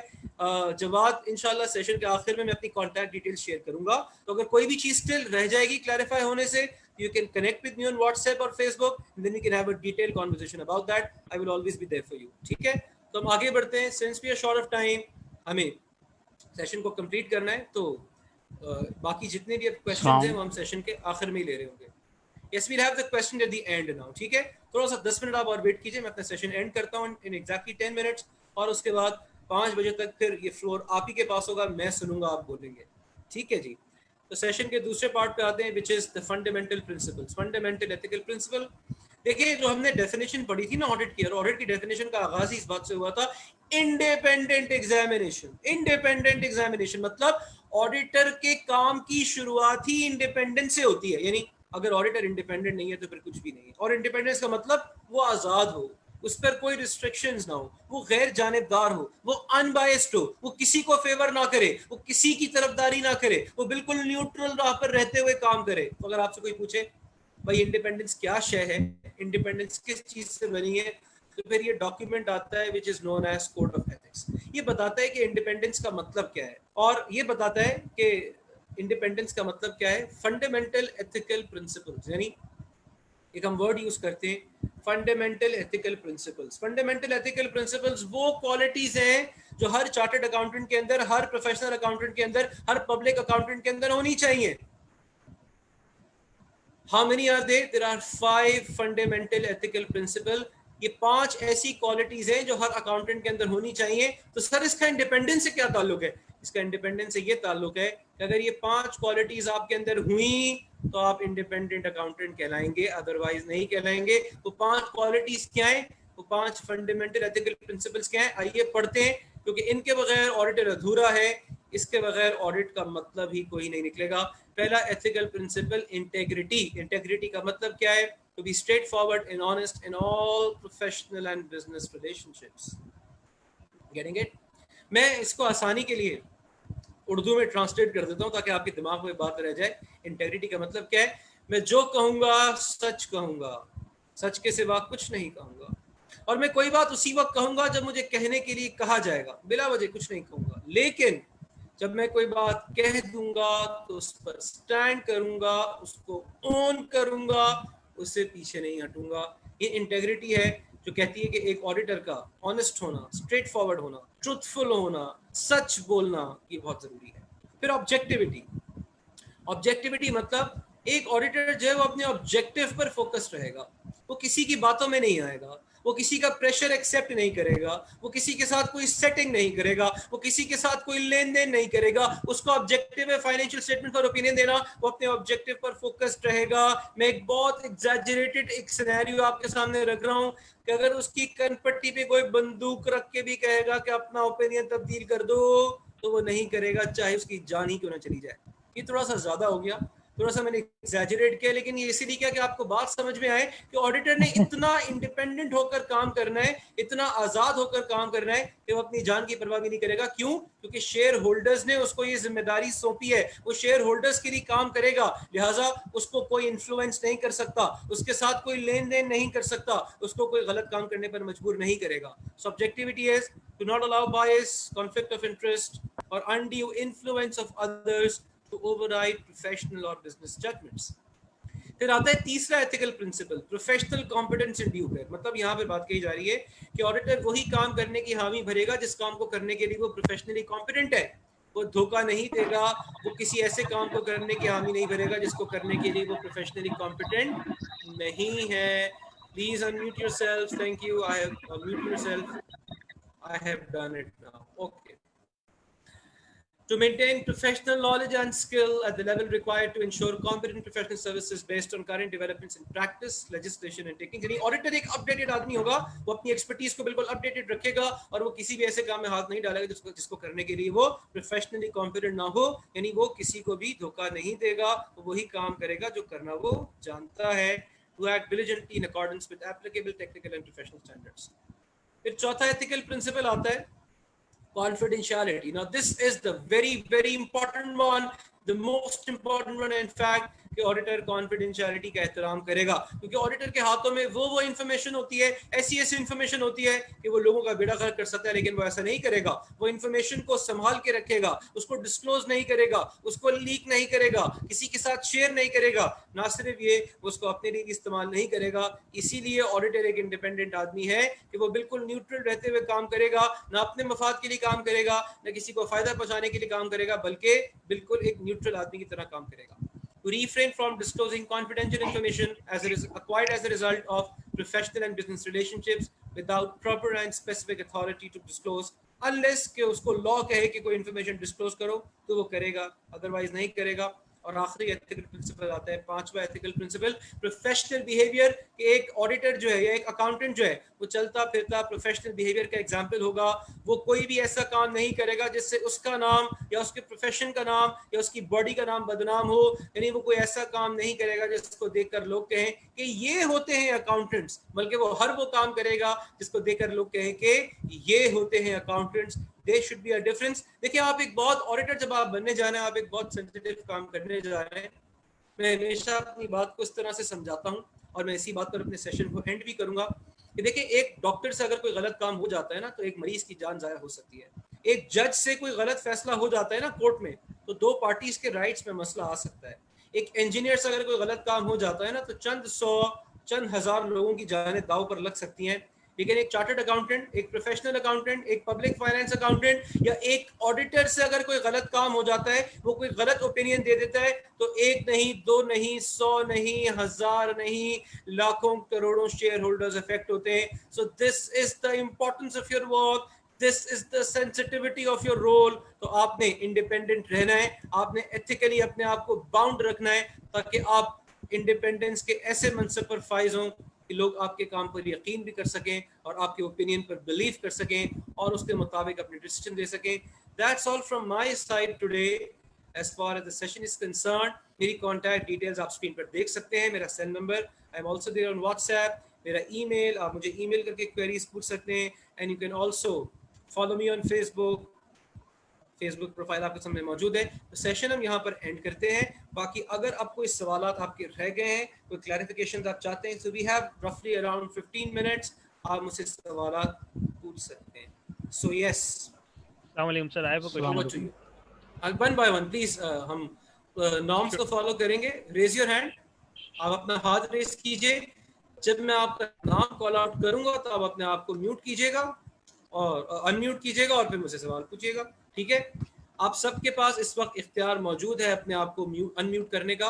But raise your hand, let me call out your name and then you can unmute yourself and ask the question. So starting with Jawad Sheikh once again. Jawad has another question maybe.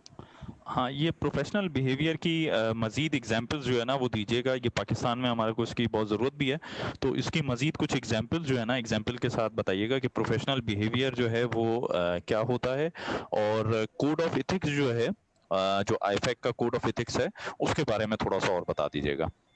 ठीक है, okay Jawad. Code of ethics जो IFAC का है, मैं उसी code of ethics की बात कर रहा था. और ये उसी आईफैक के कोड ऑफ एथिक्स में ये 5 फंडामेंटल एथिकल प्रिंसिपल्स जो मैंने आपको बताए, जो कि हमारे पास इस वक्त हमें एक इंट्रोडक्शन देना था, तो एक detail session code of ethics पे दायरा नहीं हो सकता. उसमें आईफैक की बहुत सारी रिक्वायरमेंट्स है, लेकिन हमने जितनी बात करी है वो आईफैक से रिलेटेड ही बात करी है. जहाँ तक सवाल है प्रोफेशनल बिहेवियर का, तो इसके अंदर सारी चीज़ें आ जाती हैं. आप किस तरह बिहेव करते हैं, किस तरह लोगों से आप बात करते हैं, किस तरह आप चलते हैं, फिरते हैं, उठते हैं, बैठते हैं, यानी आपकी जो पर्सनालिटी है ओवरऑल, वो एक प्रोफेशनल बिहेवियर के उसको एग्जाम्पल बनना है, ताकि लोग आपकी मिसालें दें और लोग आपसे सीखें, ना कि आपके ऊपर कोई टॉन्ट करें. ठीक है, okay, moving on. Yes, Rameez Raja, you have another question. या हैव अ क्वेश्चन. मुझे थोड़ी सी एडवाइस आपसे चाहिए थी इस हवाले से कि जो वेलफेयर ऑर्गेनाइजेशंस होती हैं, लाइक अगर हम इंडस की बात करें या सैलानी की बात करें, they put on their boxes to some stores और शॉप्स ना. तो अब Yes. जब वो ओपन होते हैं, क्योंकि दे आर कैश एडम and cash is always risky, we all know. तो इसमें कैश की सिक्योरिटी के हवाले से क्या रिस्क असेस किए जाएंगे, और उन रिस्क को मिटिगेट करने के लिए, और जब उनका ऑडिट किया जाएगा तो क्या प्रोसीजर्स बनाए जाएंगे, ये 3 चीज़ों का अगर आप थोड़ा सा ब्रीफ कर दें please. Actually Rameez, yes, your question is a very good one. ये पूरा एक स्पेशलाइज्ड ऑडिट होता है. जब आप इंशाल्लाह ऑडिट का एज सब्जेक्ट पढ़ेंगे, आपने डेफिनेटली पढ़ा होगा. Please mute yourself please. Okay, तो ओके, तो जब आप इंशाल्लाह ऑडिट का एज सब्जेक्ट पढ़ेंगे, आपने पढ़ा होगा, तो एक स्पेशलाइज्ड ऑडिट है जिसको हम कहते हैं audit for not for profit organisations. Not for profit organisations के अंदर बहुत सारे रिस्क होते हैं. फंडिंग के रिस्क होते हैं, डोनेशंस के रिस्क होते हैं. वो डोनेशंस कहाँ इस्तेमाल हो रही हैं, कौन इस्तेमाल कर रहा है, जितना कैश कलेक्ट हो रहा है वो दायरे तक पहुंच रहा है या नहीं पहुंच रहा, बीच में से एम्बेजल तो नहीं हो रहा. तो उसके स्पेशलाइज्ड ऑडिट प्रोसीजर है, जो कि मैं यहाँ पर ऑब्वियसली आपको इस वक्त नहीं बता सकता. But if you get connect with me after the session, तो I'll send you some material जो आपको इसके बारे में पूरी गाइडेंस देगा. ठीक है. Yes, Bilal Atari, your question. You may unmute yourself. Assalamu alaikum wa rahmatullah. Sir, today we learned many things from you, mashallah, as you were teaching us. You? Sir, alhamdulillah. So many people, we are many Islami brothers, maybe 20 or 25. We belong from Dawat Islami. We are doing audit internally, not externally. Internally, we are doing audit. Okay, okay. So, alhamdulillah, today I learned many things from you. Okay, we can, you can request your body so you can have a specialized session on internal audit as well. Thank you for your comments, Bilal. Do you have a question? Sir, I have a question. Yes, proceed, please. Okay, I think Bilal has somehow left the meeting. Sir, we Okay, are yes, beginner. sir. How we will learn the how we will learn about audit. We are beginner now. It is my Yes, one. you can It is my first class. Complete करो. Okay, ठीक है. तो I think आपके लिए पहली पहली वो थी ऑडिट की, तो बहुत सारी चीजें आपके सर पे से भी गई होंगी, आई अंडरस्टैंड. बट ये है कि you can join some online courses. अब आजकल तो इस वक्त ऑनलाइन का दौर है और आप अपनी जगह पर बैठकर बहुत कुछ कर सकते हैं. So join some courses like that maybe which can benefit you, or maybe again you can contact PIFA or any other organization where you belong to. They may have they may go for conducting special courses for you, or internal audit maybe. ठीक है. Okay, Redmi. Thank Who is this Redmi? You have a अस्सलाम question? वालेकुम. Yes, वालेकुम सलाम. हाँ, अच्छा sir, मेरा नाम अली है. मेरा सवाल ये था कि अगर कोई रेगुलेटरी बॉडी इंटरनल ऑडिट को अपॉइंट करती है, कई ऑर्गेनाइजेशन होती हैं जहाँ पे इंटरनल ऑडिट जो है वो रेगुलेटरी बॉडीज की वजह से होता है, तो उस सूरत में ऑडिटर कितना इंडिपेंडेंट होगा? नहीं, देखो अगेन असल में हम थोड़ा सा इस चीज़ को आप समझ नहीं पा रहे. मैं थोड़ा और उसको खुल के आपको बता देता हूँ. देखें, कुछ कंपनीज पर इंटरनल ऑडिट की रिक्वायरमेंट बाय लॉ है, और जब लॉ कहते हैं आप इंटरनल ऑडिट आपने कराना है तो आपने कराना ही कराना है. अच्छा, फिर उसमें ये भी रिक्वायरमेंट है कि आपका जो इंटरनल ऑडिटर है वो चार्टर्ड अकाउंटेंट होगा, या वो कॉस्ट एंड मैनेजमेंट अकाउंटेंट होगा, या वो पब्लिक फाइनेंस अकाउंटेंट होगा, या वो एक बॉडी है, यूएस की बॉडी है CIA, उसी मतलब सर्टिफिकेशन इंटरनल ऑडिट, वो उसका आदमी होगा. कुछ भी आप कर लें, लेकिन इंटरनल ऑडिटर आखिर में है मैनेजमेंट का आदमी, है मैनेजमेंट का एम्प्लॉय. वो काम मैनेजमेंट के मुताबिक करेगा, वो मैनेजमेंट की आंखों में आके डाल के बात नहीं कर सकता. तो इसलिए वो कितना भी इंडिपेंडेंट होने की कोशिश जरूर करेगा, वो कितना भी इंडिपेंडेंट होने की कोशिश करे, वो उतना इंडिपेंडेंट कभी हो ही नहीं सकता जितना एक्सटर्नल ऑडिटर है. क्योंकि एक्सटर्नल ऑडिटर पे किसी किस्म का मैनेजमेंट का प्रेशर नहीं है, वो मैनेजमेंट पर डिपेंडेंट नहीं है. वो अपनी मर्जी से सही और गलत को देखते हुए काम करेंगे और फैसला करेंगे. ठीक है. तो यहाँ पे हमें यहाँ पे इस बात को मैं बात आपकी उसमें ऐड करना चाहूंगा. Yes, Jawad. With your permission, I am working in a internal audit in a government entity. तो इसमें यहाँ पे मैनेजमेंट को रिपोर्टिंग नहीं होती ऑडिटर की, बोर्ड ऑफ डायरेक्टर्स को जो है ना ऑडिट कमेटी को रिपोर्टिंग होती है. तो वो जो है ना इस तरह से इंडिपेंडेंस जो है वो मेंटेन करते हैं. उनकी रिपोर्टिंग जो है वो BOG को होती है, बोर्ड ऑफ डायरेक्टर्स हैं, बोर्ड ऑफ गवर्नर्स हैं, मैनेजमेंट को नहीं होती. तो वो इस तरह से यहाँ पे जो है अपनी इंडिपेंडेंट जो है वो मेंटेन करते हैं, और वो मैनेजमेंट को जो है मतलब उस तरह से जो है ना विद ड्यू प्रोफेशनल इंडिपेंडेंस जो है ऑडिटर अपनी इंडिपेंडेंस, और तो ये चीज तरह से मेंटेन करते हैं. सिर्फ देखें बताने. Thank you so much Jawad for giving this input. देखिए मैं बार वर्ड मैं मुखातिब हूँ, मेरे ओरिजिनल जिसने सवाल पूछा था Redmi, yes I don't know your name. देखें, मैं जब बार मैनेजमेंट का वर्ड यूज कर रहा हूँ तो मैनेजमेंट की 3 लेयर्स हैं. एक आपकी बिल्कुल हायर मैनेजमेंट होती है जो बोर्ड ऑफ डायरेक्टर्स होते हैं, फिर आपकी एक टैक्टिकल मैनेजमेंट है जो एक्चुअली एग्जीक्यूटिव्स होते हैं, फिर आपकी वो मैनेजमेंट है जो बिल्कुल लोअर लेवल की मैनेजमेंट है. तो व्हेन आई से management and when I am talking about internal audit, so that means internal audit की कोशिश ये की जाती है. कोशिश क्या की जाती है, इनफैक्ट इस सेटअप ऐसा होता है कि वो बिल्कुल highest authority of the management को रिपोर्ट करता है, और जिन लोगों को आमतौर पे रिपोर्ट करता है वो नॉन एग्जीक्यूटिव्स होते हैं, मतलब वो कंपनी के डे टू डे ऑपरेशन में इन्वॉल्व नहीं होते. तो इंटरनल ऑडिटर की इंडिपेंडेंस को भी कायम रखने की पूरी कोशिश की जाती है. The point I am trying to explain you is कि उसकी इंडिपेंडेंस कभी भी उतनी नहीं होगी जितनी एक्सटर्नल ऑडिटर की होगी. हरगिज मैं ये नहीं कह रहा, मैं अपनी बात को करेक्ट कर रहा हूँ, कोई मिस कम्युनिकेशन नहीं होनी चाहिए. इंटरनल ऑडिटर भी इंडिपेंडेंट होता है क्योंकि वो भी ऑडिटर है, बट इस independence can not match the independence of external auditor because somehow moreover nevertheless he is dependent upon management, be it lower management or higher management. ठीक है. तो सिर्फ इस बात को दिमाग में रखें, और आप अपने दिमाग पे ये भी बात रखें कि yes, internal auditor is also independent, less independent, but he is independent. He tries to be independent as far as he can. ठीक है. Yes, Ramiz, you have another question. Yes sir, actually मुझे थोड़ी सी और आप brief अगर यूँ कर दें सवाल से. सर ऑडिट हमने ये सुना है कि ऑडिट वाला बंदा वो होता है जो हर चीज़ को क्रिटिकली एनालाइज करे, right?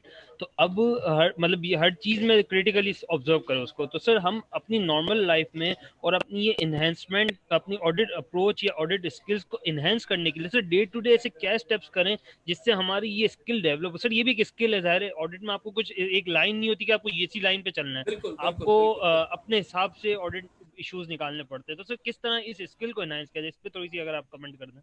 Okay, Ramesh, glad to see your enthusiasm for being a good learner. देखो ये चीज आती है with practice with experience. किताब में आप बहुत कुछ पढ़ लेंगे, लेकिन आपको तजर्बा उसी वक्त आता है जब आप बहुत सारे ऑडिट्स करते हैं, जब आप बहुत सारे क्लाइंट्स पर जाते हैं, बहुत सारी सिचुएशंस को आप देखते हैं। अगर तुम स्किल सेट डेवलपमेंट की बात कर रहे हो तो थोड़ा सा तुम्हें यहाँ पर ये इम्प्रूव करना पड़ेगा कि हर एक, हम कहते हैं ना उर्दू में कहावत है, बाल की खाल निकालना, तुम्हें उस लाइन पे सोचना पड़ेगा, हर चीज के हर पहलू को देखना पड़ेगा, हर एंगल से देखना पड़ेगा, और बिल्कुल अपने दिमाग को न्यूट्रल रखते हुए सोचना होगा, किसी की बातों में नहीं आना होगा, किसी का इन्फ्लुएंस एक्सेप्ट नहीं करना होगा, और ग्राउंड पे रहते हुए परसेप्शन बनाए हुए किसी के बारे में कोई राय कायम किए बगैर आपने सोचना होगा। बट कुछ भी हो Rameez, this will come with practice, और इंशाल्लाह जब तुम अपनी प्रोफेशनल लाइफ में और आगे जाओगे, so you will learn a lot from it. बाकी you can have my contact number and we can establish contact with each other and I can help you out in so many ways. Obviously यहाँ पे हमारे पास थोड़ा time कम है तो हम बहुत detail में बात जी सर, एक्चुअली किसी ने रेज नहीं किया तो इसलिए मैं बीच में लो, बहुत बहुत शुक्रिया, बड़ी जबरदस्त डेस्टिनेशन दी है सर। एक फेवर और कर दें कि ये हमें ईमेल पे आपकी प्रेजेंटेशन शेयर हो जाएगी, और सेकंड ये पिफा ऑफिस के थ्रू जो भी आज के पार्टिसिपेंट्स थे उनको ये प्रेजेंटेशन का पीडीएफ इंशाल्लाह मिल जाएगा। ठीक है। और सर सेकंड, इस तरह के आपके जो भी सेशंस हो, आपका कोई अपना पर्सनली पेज हो तो ताकि हम उससे भी लिंक रहें और हमें डे टू डे उसकी अपडेट मिलती रहे इंशाल्लाह इंशाल्लाह इंशाल्लाह। और सेकंडली सर जो ऑडिट की हवाले से जो एक जवाद भाई ने बात की गालिबन कि बीओडीज होते हैं, सर आपकी बात बिल्कुल परफेक्ट है कि बीओडीज तो होती हैं ऑब्वियसली, लेकिन आप एक जनरली डिस्कशन कर रहे हैं तो हर जगह ये बीओडी वाला कल्चर होता भी नहीं है, तो वहाँ पे इंटरनल ऑडिट डिपेंडेंट पे नहीं रहता। तो ये बिल्कुल आपने न्यूट्रल बात की है, तो ये सबके लिए है एक्चुअली ना, तो बहुत जबरदस्त आपने की है। Okay, thank you Rameez, thank you so much. Yes, anything else, Zahid साहब? I would like to very much grateful. ये जो प्रेजेंटेशन है ये पिफा के YouTube चैनल के ऊपर भी अपलोड हो जाएंगी, तो जो लोग बाद में देखना चाहते हैं वो वहां से भी जो है वो इसको देख सकते हैं। आप वीडियो की बात कर रहे हैं, आज की रिकॉर्डिंग की बात कर रहे हैं आप? हाँ जी, आज की रिकॉर्डिंग की। ठीक है, तो इसका लिंक भी मैं चैट में शेयर कर दूंगा पार्टिसिपेंट्स के साथ। ग्रेट। चलिए, okay, so if we have any question, more than welcome, otherwise हम सेशन को वाइंड अप करते हैं। I would like to add something, Fahad. Yes, Jawad. Yes. Achha, I'm very much grateful to PIFA for arranging such a professional seminar today and being learning. It was very much grateful for me and everybody else who has participated, and many who will be watching this seminar online on Facebook, YouTube, and whatsoever the medium would be. And I would like to request the management if they can further do a workshop or webinar on risk assessment and internal audit. I will be very much grateful. Risk assessment and internal audit. These are very important areas. Yes, you're right. Noted, Jawad bhai. Okay, thank you Jawad sir for inputting once again. Yes, SMA, do you have a question? Okay, Zahid sir, over to you. I think there are no further questions. Yes, we have a question. Sir मैं कुछ पूछना चाह रहा था इस हवाले से कि ये जो हम ऑडिट वगैरह करवाते हैं सर, प्रैक्टिकली जब हम ऑडिट करवाते हैं तो वहाँ हम ये देख रहे होते हैं कि जो ऑडिट के प्रॉपर रूल्स एंड रेगुलेशन है ये एप्लीकेबल नहीं हो रहे होते, क्योंकि मैं खुद बहुत सारी कंपनीज में काम कर चुका हूँ और बहुत सारे लोग जो है वो एज एक्सटर्नल ऑडिटर्स आते हैं, लेकिन सबसे पहले तो मैं कहता हूँ कि जो एक ऑडिट का पर्पस होता है वो पूरा नहीं हो रहा होता, सही है ना, क्योंकि उसमें फिर भी बहुत सारी मिस स्टेटमेंट्स होती हैं, जो उसका ओपिनियन होता है वो ट्रू नहीं होता, सही है ना। तो लोग बेसिकली जो ऑडिट करवा रहे होते हैं उसका मकसद सिर्फ ये कि लीगल रिक्वायरमेंट्स को पूरा करना होता है बस, लेकिन जो एक पर्पस ये भी है कि उसमें अगर किसी किस्म की मिस स्टेटमेंट्स हैं या जो उसका ओपिनियन है वो ट्रू नहीं है तो उसको भी तो फाइंड आउट करना चाहिए ना। आज से काफ़ी साल पहले मैं अपने वालिद साहब की कंपनी में देखता था कि ऑडिटर्स आते थे बाकायदा और पूरे महीने वो कंप्लीट ऑडिट करते थे, एक चीज़ चेक करते थे। आजकल तो ये कि 3 महीने 6 महीने के बाद ऑडिटर्स आ जाते हैं और वो बहुत सारी इसकी रिपोर्ट चेक कर होते हैं जिसमें मुझे पता होता है ये गलत बनी हुई है, लेकिन वो अपना चेक करके चले जाते हैं और अपनी फीस वगैरह ले लेते हैं। तो जो बेसिक पर्पस है ऑडिट का वो तो पूरा नहीं हो रहा। Okay, चले let me clarify this very well. A very important issue raised by one of our participants. देखिए ये वर्कशॉप कराने का आपका पर्पस ही है ना, because we can only train people, right? Auditor judgement की बेस पे काम करता है। ऑडिटर की पर्सनालिटी, उसकी अपनी पर्सनल डेवलपमेंट बड़ा मैटर करती है। आप रोबोट्स नहीं है कि आपके अंदर प्रोग्रामिंग कर दीजिए और आप वैसे ही काम करें। ऑडिट के एनवायरनमेंट्स आप ही नहीं चलाने आगे चल के इंशाल्लाह। और इन वर्कशॉप्स का, इन ट्रेनिंग्स का, इन सेमिनार्स का पर्पस ये होता है कि अगर आपका ज़मीर जाग गया और आपने ऑडिट के प्रिंसिपल अच्छी तरह फॉलो कर लिए तो you are going to make that difference. लेकिन जो आपकी ऑब्जर्वेशन है, मैं थोड़ा सा वहां से आपसे डिसएग्री करूंगा। Maybe you are very selective in that. बड़ी फर्म्स हैं हमारे यहाँ, बड़े ऑडिट्स होते हैं, लिस्टेड कंपनीज के ऑडिट्स होते हैं, वहां पर things are very streamline. Yes, I understand it's not the case with every audit firm, it's not the case with every organization, but things are improving day by day and you are going to be the change agent. So be, ready for these changes, learn a lot yourself and be the change yourself rather than expecting the change from the people around us. ठीक है? इसमें मैं एक Okay, चीज जी। थोड़ी सी और add कर Yes, दूं। yes. बेसिकली एक Yes. थोड़ी सी मिसकॉन्सेप्शन ऑडिटर के रोल के पॉइंट ऑफ व्यू से भी है। एक रिपोर्टिंग Yes. रोल जो एक प्रोफेशनल अकाउंटेंट है वो उसको कंसीडर करते हैं, लेकिन जब हम एक कॉमन यूजर की बात करते हैं तो एक एक्सपेक्टेशन जो ऑडिटर से रखी जाती है वो फ्रॉड डिटेक्शन की रखी जाती है, जो कि प्राइमरीली वो ऑडिटर का काम नहीं है। रिस्क बेस्ड ऑडिट में वो फ्रॉड डिटेक्ट करने के लिए अपॉइंट नहीं हुआ, ठीक है, उसके लिए फॉरेंसिक ऑडिट और बहुत सारी असाइनमेंट्स हैं। तो उस डिफरेंस को भी अंडरस्टैंड करना जो है वो जरूरी है। बाकी आपने बताया कि वो पर्सन टू पर्सन भी चीजें वेरी करती हैं। बिल्कुल। Okay, so over to you, Zahid sir. I think it's the end. अस्सलाम वालेकुम, मेरा एक क्वेश्चन है। Yes, भाई। First of all thank you फात भाई for wonderful session. Okay, thank you. और सवाल ये है कि आजकल जो टेक्नोलॉजी का जमाना आ रहा है तो उसमें आर्टिफिशियल इंटेलिजेंस या ब्लॉकचेन ये ऑडिट प्रोफेशन को किस तरह इम्पैक्ट करेगी? It's going to really transform everything. अगर मैं अपने दिल की बात आपसे करूं तो down the line 10 years I see no auditors because artificial intelligence is becoming so strong that it will replace the auditors very soon and in a very well defined way. फिर ये गलतियां होने के चांसेस भी कम हो जाएंगे। But मुझे लगता है कि आज के ऑडिटर को ये टेक्नोलॉजी इस वक्त साथ साथ सीखनी चाहिए कि कल को उस टेक्नोलॉजी को चलाने की भी लोगों की जरूरत तो पड़ेगी, और वो जो उस टेक्नोलॉजी से वाकिफ होगा तो वो रहेगा मार्केट में। The others would be outdated because machines these days are good auditors and humans actually. So I think yes, very well pointed out. We all must go with the technology ताकि किसी भी point of time पे आके हम या हमारी skills obsolete ना हो। अस्सलाम वालेकुम। Okay, we have another question. Yes, Numan. Sir मेरा ये क्वेश्चन है कि जैसे आपने इंटरनल और एक्सटर्नल में इंडिपेंडेंसी की बात की, तो क्या एक्सटर्नल जो फर्म्स होती हैं, ऑडिट फर्म्स होती हैं, वो इतनी फुली तौर पे इंडिपेंडेंस होती है कि वो अपना ऑडिट सही से करते हैं? यानी कि जिन कंपनीज़ का उनको ऑर्डर मिलता है ऑडिट के लिए गवर्नमेंट की तरफ से भी बाज़ औक़ात, तो वो उन कंपनी से कोई डील कर लें या इस तरह से कोई इंडिपेंडेंसी उनकी जो है वो अनक्लियर हो जाए, तो क्या ऐसा नहीं हो सकता? ओके देखिए, दुनिया में आज तक, अभी तैयब ने कहा मशीन्स आ गई हैं, आर्टिफिशियल इंटेलिजेंस यूज़ हो गई है, लेकिन अब तक और मेरे ख्याल से ता क़यामत दुनिया में कोई भी ऐसी मशीन नहीं आएगी जिसके सामने इंसान को खड़ा किया जाए और वो मशीन बता दे कि ये आदमी कितना ऑनेस्ट है, कितना सच्चा है। ये अल्लाह ताला ही जानता है और ये हमारे दिलों का हाल है। You are absolutely right. ये एक बहुत बड़ा रिस्क है कि कोई भी ऑडिटर किसी भी कंपनी के साथ मिली भगत कर ले, सेटिंग कर ले, लेन देन कर ले, लेकिन हमारे कोर्सेज में, चाहे वो चार्टर्ड अकाउंटेंसी हो, सीए पाकिस्तान हो, वो एसीसी हो, वो सीएमए पाकिस्तान हो, वो पिफा हो, हमारी जितनी भी बॉडीज हैं, उनके जितने भी करिकुलम्स हैं, वहाँ पे अब बिल्कुल बिगिनिंग लेवल से एथिक्स पढ़ाए जाते हैं। और ये एथिक्स पढ़ाने का पर्पस ही होता है because we know that you need to be empowered, you need to understand your ethical responsibility. और अगर मैंने आपसे कहा ना कि वक्त तेजी के साथ बदल रहा है, पुराने ऑडिटर्स में और आज के ऑडिटर्स में बड़ा फर्क है, बिकॉज आज के ऑडिटर्स काफी हद तक अपनी एथिकल बाउंड्रीज को और अपनी एथिकल रिस्पॉन्सिबिलिटीज को बेहतर तरीके से समझते हैं, and they're also subject to audit, उनके ऊपर भी चेक एंड बैलेंस है। तो things are improving day by day. ये रिस्क हमेशा रहेगा, एक ऑडिटर किसी के साथ भी मिलकर कोई काम कर सकता है, बट मैं तो हमेशा ये बात कहता हूँ कि एक ऑडिटर को अपनी दुनिया के साथ साथ अपनी आखिरत की भी फिक्र करनी चाहिए। क्योंकि मैंने आपसे कहा ना कि मैंने वही आपको मिसाल दी ना, एक डॉक्टर से गलती हो जाएगी ना तो एक मरीज चारा चल बसेगा, एक जज कोई गलत फैसला दे देगा, दो पार्टीज के राइट्स में मसला आ सकता है, एक इंजीनियर ने कोई गलत बिल्डिंग बना दी ना, खुदा ना खास्ता चंद 100,000 अफराद की जानें दाव पर लग सकती हैं। लेकिन अगर आपने गलत ओपिनियन दे दिया तो आपके ओपिनियन के ऊपर लाखों करोड़ों शेयर होल्डर्स रिलाय कर रहे हैं, आप एक ऐसा गुनाह कर रहे हैं कि जो दुनिया में तो मुझे पता नहीं, लेकिन आखिरत में आपकी पकड़ जरूर होगी। तो अपनी ये रिस्पॉन्सिबिलिटी जिस दिन आप फील करने लग जाएंगे और आप ईमानदार खुद हो जाएंगे, तो फिर ये चेंज खुद ब खुद आएगा।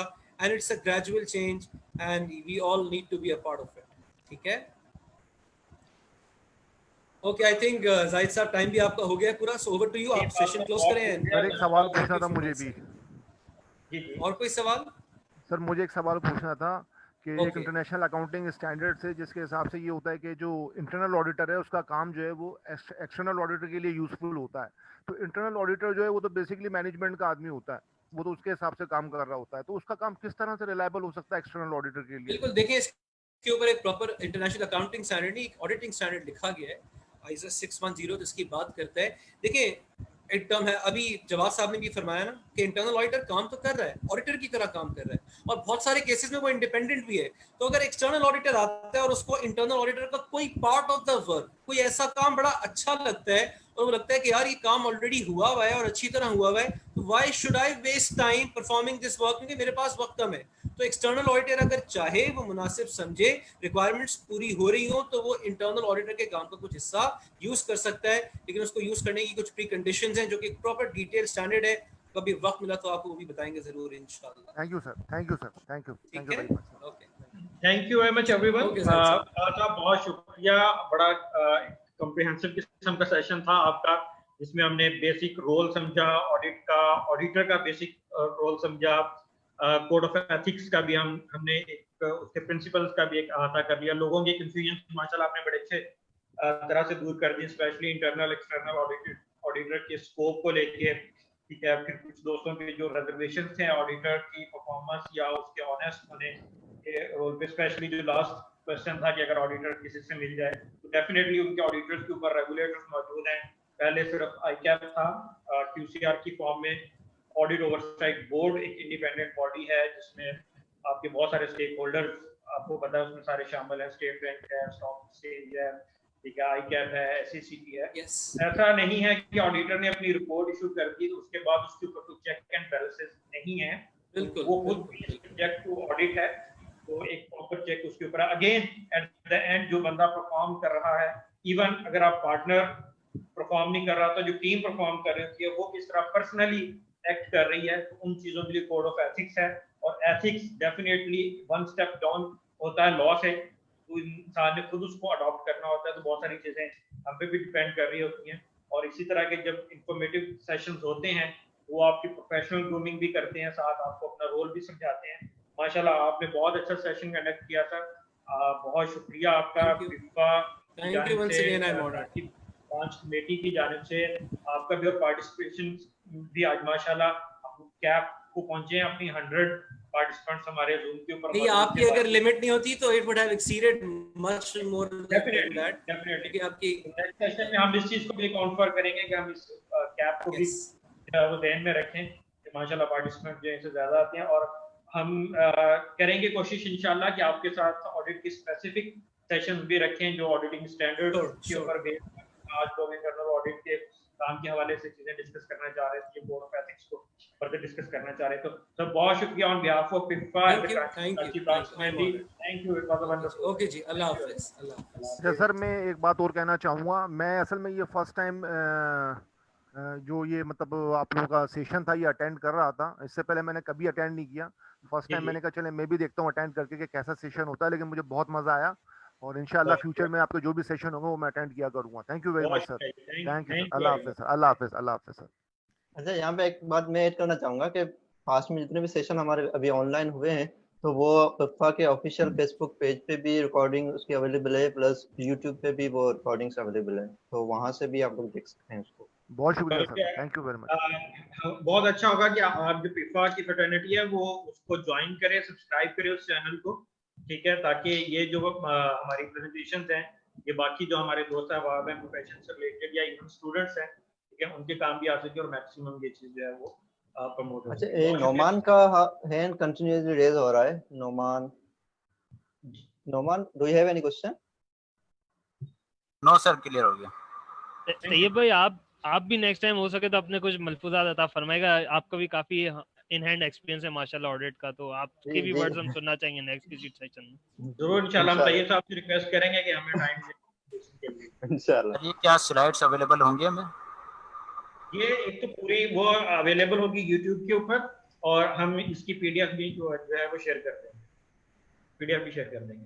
पीडीएफ Alright, की it was a great कहाँ session. पर शेयर होंगी? Thanks a lot. Thanks a lot, Pifa. We will waiting for another session like this. Thank you very much. Thank you. हमारी तरफ से कितने लोगों ने अटेंड किया? पता नहीं, नहीं आ रहा होता। आ रहे हैं, पता नहीं। आपके वो